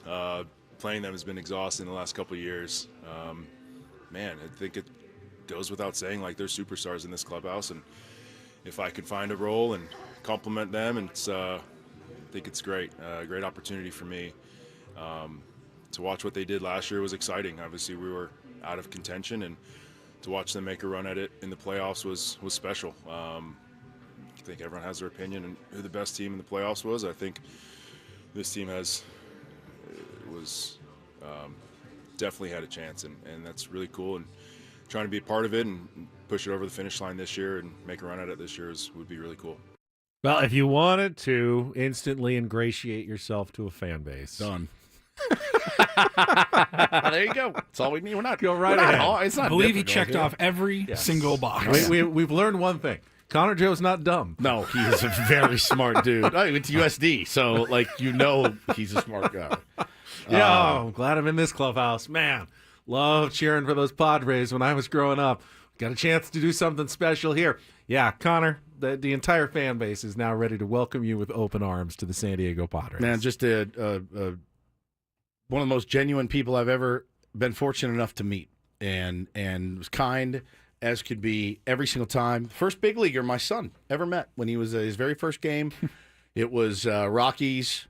It was Chris Paddock's first start, and went down and got to say hello to Connor. Bo was just a baby. I mean, he was a tiny little baby, man. And, he was as kind and genuine as anybody could be. And again, it's when I tweeted when we got him, I'm a Connor Joe fan. Connor Joe, the player, is what he is, right? At this point in his career, looking to help a ball club anyway.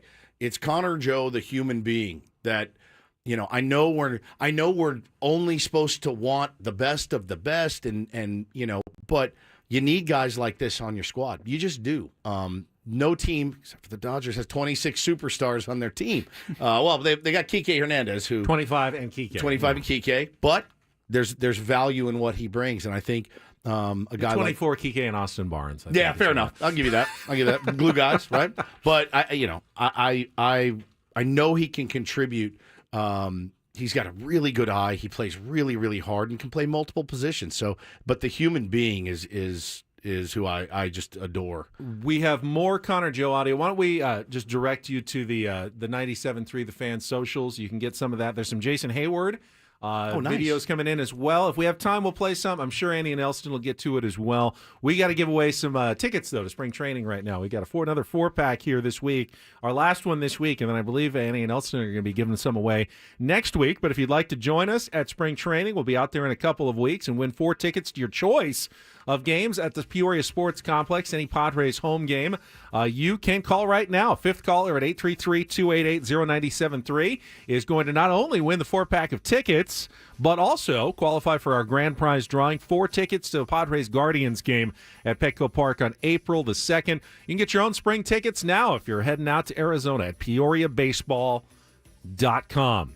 Paulie's got our Reindl Report, final segment of the week going into the holiday weekend. Final segment until Tuesday. Yeah, buddy. Of Ben and Woods coming up next here on 97.3 The Fan.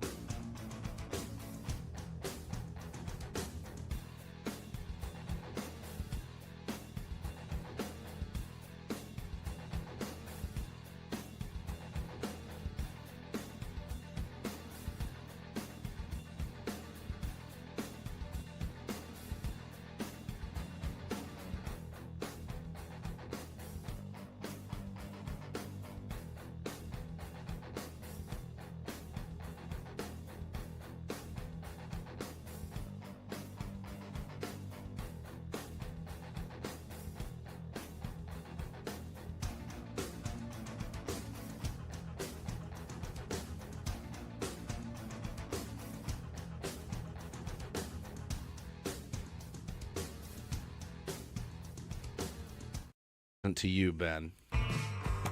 Go ahead, before the Reindl Report. Get it out, what you need to get out. We haven't talked about the Genesis Invitational There it is. Okay. at all today. Happy Valentine's Day Thank you. from me to you. First of all, be mine. Amazing that they played. This is from Woods. An This entire, is not from me. Right. An entire round of golf yesterday. Paulie, I need you to chip in on this one. It's the kind of day that even me, a dedicated golfer, go, no, I'm not going to play yesterday. 100%. Too wet and rainy, but they got the entire round in. That's Torrey bananas. Pines was a beast. I mean, the rough was wet. Long. And thick and long. Thick, and, long, and wet. And it was hard to score. You had Denny McCarthy went birdie eagle on his last 2 holes to shoot 4 under and take the lead. Not the biggest name in the field of big names, but there are some big names near the top of the leaderboard. Scotty Scheffler's at 2 under, even though he 3-putted the last hole. Missed like a 3.5-footer for par on his last shot. So he's there. Rory's at even. Michael Kim from Torrey Pines High School is at 1 under. So we'll see. This will be an interesting day. It should be better weather today, and then the weekend should be fine. So, hopefully I'll see. There wasn't a huge crowds out yesterday. Not that I expected a lot of people to show up for that kind of weather, but the rest of the weekend should be pretty good after this morning. I saw a little sun poking out earlier, and now it's gone, and it's back to gray, looking but quite cold and gray. It's not raining, though. No, it's not raining. It's not raining, so it should be better. Not You going out as windy. at all? I will probably go out at Tomorrow? some point tomorrow. I think. I don't think I'm going today. Are you going to play and then go? That's such a that's a the Ben day. Double, yeah, That's golf like your double day. That's like your fantasy. Yeah, I camp. do have a goat tournament tomorrow morning, and then I can go right after and maybe check out the pros. That's Although like I always get so I need to be able to play because anytime I go out there, You you wanna think I play. love, but I'm there for like an hour and I go, now I just want to go play. I just want to go play. Let's get the playing out of your system first. Exactly. All right. So, yeah, There you round go. 2 is underway now.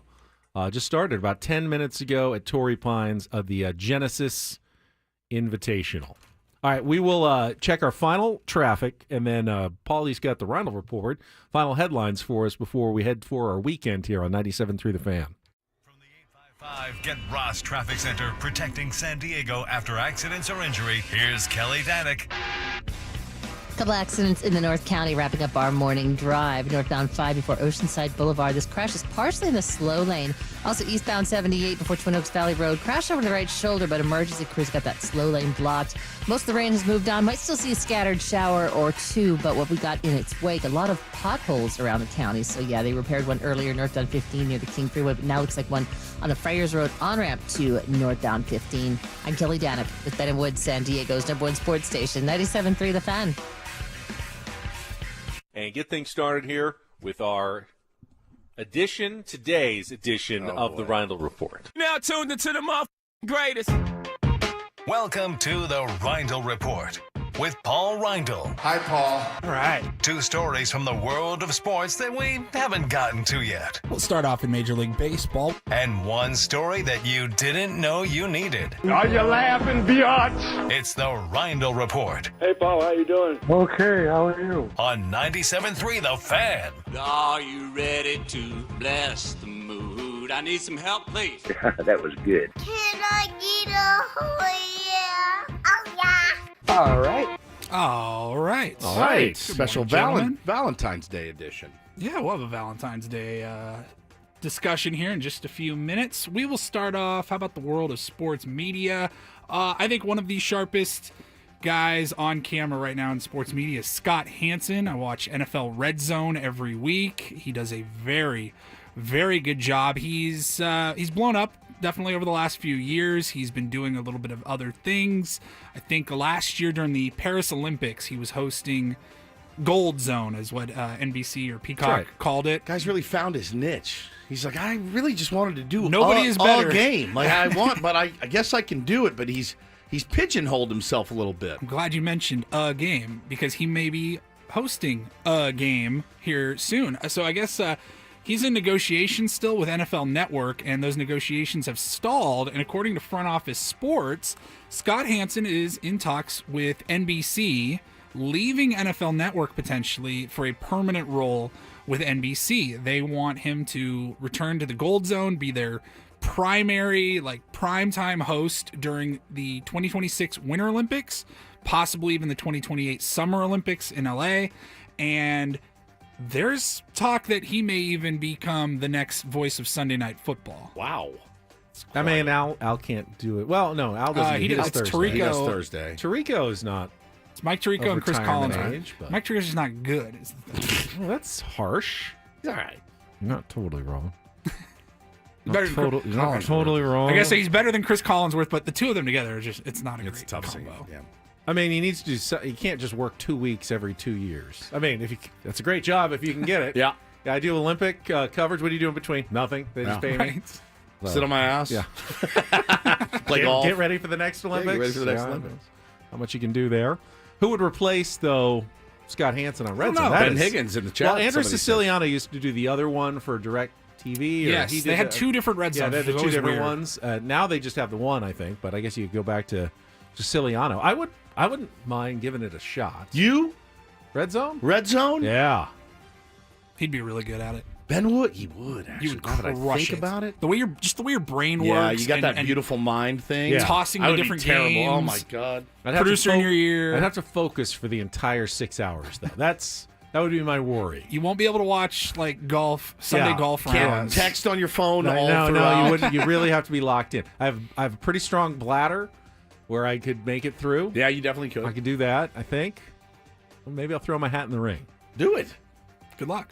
Thank you. If they have tryouts, And you it's should do Sunday, it. so I still could do my regular stuff with you during the week. Yeah, it's true. No. All right, I'm gonna kind of ask for some help with this second story, whether it's from you guys or in the chat, because I'm not going to pretend to be a big hockey fan. I enjoy playoff hockey. You've come to the right place, best. Paulie. You've Yes. come to the right place. Me and This Ben. is all you've been talking about in between breaks. Yeah. All morning long. Ask the expert. Was the Four Nations face-off that's happening right now in the NHL, and I was reading up a little bit about it. It's temporarily replacing the NHL All-Star Game, which I don't think was a huge hit with a lot of people. Correct. Just like a lot of the Pro Bowl, NBA All-Star Weekend, also this weekend, I believe. But the NHL is doing something different, and I don't know. It says temporarily, so I don't know if it's only for 1 year. I don't know if they're going to go back to a standard NHL All-Star Game format next year or whatever. But what the NHL is doing right now, it's the Four Nations face-off, and that is a small international tournament. Okay. The four teams are the United States, Canada, Finland, and Sweden. And basically everybody else is getting like a 10-day break during the season. But if you are selected to one of those four teams and want to represent your country, they're playing like real matches. It's kind of like, I guess, again, maybe I'm speaking out of turn. It feels like a little bit of a World Baseball Classic type feel in replace of the All-Star Game. I mean, which we have talked about in the past as a potential, hey, could this help like maybe reduce injuries when you're doing the WBC every other year in March and maybe guys aren't ready or it screws up their spring training? Yeah, so the difference would be you're talking about moving the WBC to a different time as opposed to replacing the All-Star Game with the WBC. Right. It's different in my mind. There's nothing wrong with the Major League Baseball's All-Star Game. It's the only one where they give effort in. It's the only one where, guys, Paul Skeens going to throw 100 miles an hour. I mean, it is. This is different, man. This is like these guys are kind of playing for country. Again, I'm not, Paulie, if we had a hockey team here in San Diego, an NHL team, 100%. and two of our guys that were really good and we were in it are like, we're off to play this tournament, would we... Well, the league's off. Until they're not. Like, you know what I'm saying? Like, an All-Star weekend, you're not worried about a guy getting hurt. Right. A tournament like this, a world Yeah, I see what tournament, you're saying. you know what I mean? Like, those guys could go out there and get hurt. They're hockey players. They're fine. But, there's that risk. I love the idea, though. I think it's the fun. idea is kind of cool. It's innovative. It's I always enjoy it. It's always the timing of when these things go down. United States won last night, They did. 6-1 in their 6-1. first match. Got a couple more matches tomorrow. I think what's interesting here is that you have teammates who then are playing against each other because they're from different countries. So that's intriguing to me to then see. That's what kind of fun about the World Baseball Classic. You can actually have one teammate. We saw it, like one teammate go up against the other one. awesome. With the All-Star Game, that never happens because they're representing the National League. They're always on the Trout same versus Ohtani for yeah, the WBC. that was great. Yeah, for the title, teammates going up against each other, so that you can see this in hockey. Next year, they're actually going to have the Olympics. They've never done hockey NHL players because it's always the same time, and they didn't want to send them away. But they're going to do that next year too. So this is kind of a teaser for I like that Olympic hockey next year in 2026. More wear and tear, but better entertainment, I think. Well, 5 o'clock tomorrow night on ABC, ESPN, Disney networks. You'll have USA and Canada. Tomorrow morning on ABC is Finland and Sweden at 10 a.m. But if you want to catch any of the four nations face off, I think it's a fun idea. Yeah, it is. Different. Different. I mean, I'm in the minority. I don't care about the All-Star game for any sport. Yeah. I agree with you that baseball does it the best. They do. But none of them really do anything for me. Still gets me so excited every year. And they're back to real uniforms this year. Yeah. They're wearing their own. Yeah. And they got the big letters back. You said that during the break. Yeah. Jesse Agler just just corrected posted the Nike uniform mistake from last year. Tiny little Cronenworth. Now they get the big. His name's already smaller I know. because you got to get it all on the That's back exactly of the right. jersey. All right. And then finally, a little Valentine's Day fun here. Some unexpected Valentine's Day trends, according to Google. If you go on Google Trends, you can see what's trending, whether it's locally, regionally, nationally, internationally. And Google has released some of their Valentine's Day stats. They said number one was that most women would rather stay in on Valentine's Day. 63% of women on Google Trends say that celebrating at home sounds more fun than going out. 55% of men agreed with them. 62% of people overall just think a home-cooked meal is more romantic than a fancy restaurant. Who's cooking the home-cooked meal, though? Maybe do it together. That never works. It's never once worked. Someone really has to be in charge. Nobody that cooks wants anybody else in their kitchen. Right. Ever. I help my wife, but Well, I'm not. I am I not do too. directing. She Yeah, tells you me like buy what to help groceries with. and stuff. That's Yes, different than right. like you want to dice these green I'll peppers. do dishes. Yeah, and do things, dishes. But yeah, I'm not there underfoot in the kitchen. Nobody wants that. Right, but then someone They then do has it to in- kind of do all the work, and then it doesn't feel like it's. That's why you go out, because neither of you has to do anything. They do it in the movies. Ben, hands. Yeah, they do it in the movies where a nice couple that starts dating, they're drinking wine, and they'll put a little flour on your nose. Could you chop that onion for me? Oh, no problem, It babe. always works out so well. The big, nice, roomy, spacious kitchen. Huge island, Then they plenty of room. make love on the island in the middle. Right. And Wine then spills somehow- everywhere. Somehow dinner still turns out great. even though Delicious. If you were actually doing that, many things would burn. That's and right. It would be a mess. Yeah. That's fine. Let's see. The next trend is that 52% of women think a Valentine's Day proposal is overrated. My So, mom got proposed to by my dad on Valentine's Day. Yeah, it's a good bit. There's a 1 in 2 chance that she thought that was overrated. Now she loved it. All right. So, guys, if you're thinking about popping the question tonight, Hey, there's good- a little extra stress for you. Good, yeah, good. Hey, by the way, if you're going to do it tonight, she probably hates it. Throw that into your mind And right maybe now. you should postpone it. You weren't already nervous about it, Right. as it was. Let's see here. Google says the top trending Valentine's Day date this year is going to an arcade,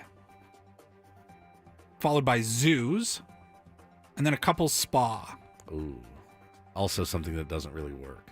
Paint and sip Nope. party made the top 10. All right. There's nothing romantic about a zoo. No.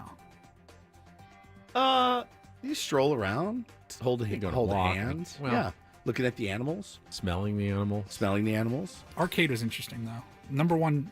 If I tried to tell my We're going wife to we're going Dave to and an arcade, she would Buster's murder me. tonight. She'd murder me in my Valentine's sleep. Day. I don't want to play I mean, video there's games. the more hip, like hipster arcades that's that true. you can go to, but Like coin op or something. Yeah. I don't know. And let's see, 41% of men want a male equivalent to Galentine's Day, which is a thing that started, I think, was it Parks and Rec? Yeah. I think started that trend like 15 years ago when that show was on the air. But The that's day for- before Valentine's Day is Galentine's Day. But isn't that for single girls to go out? I don't think so. I thought it was for think it's single for- women. I think it's for I married thought or it was single too. women. Well, I mean, I think it's for married or single women that just want to celebrate being together with women. Like just A guy wants a guy's night out. yeah, guys' night out on like the day before Valentine's Day. I mean, if she's out on Valentine's Day, go out. Numbnuts. well, You so can you have still to go watch the out. kids. Who's stopping you're you? watching the kids when she's out. What if you have no kids? Then honestly, you can do whatever you want. It's the truest thing you've ever said. When I had no kids, I could do whatever I wanted, and it was pretty glorious. It was pretty glorious.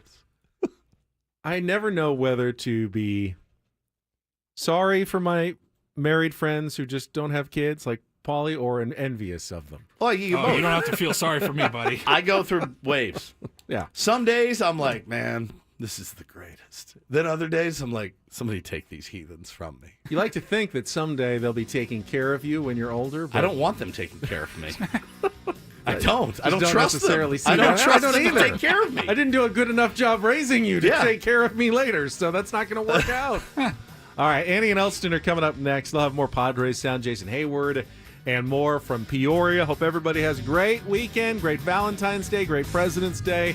We'll talk to you on Tuesday. For Paulie and Woods, I'm Ben. Have a great rest of your Friday from all of us here at 97.3 The Fan. So long.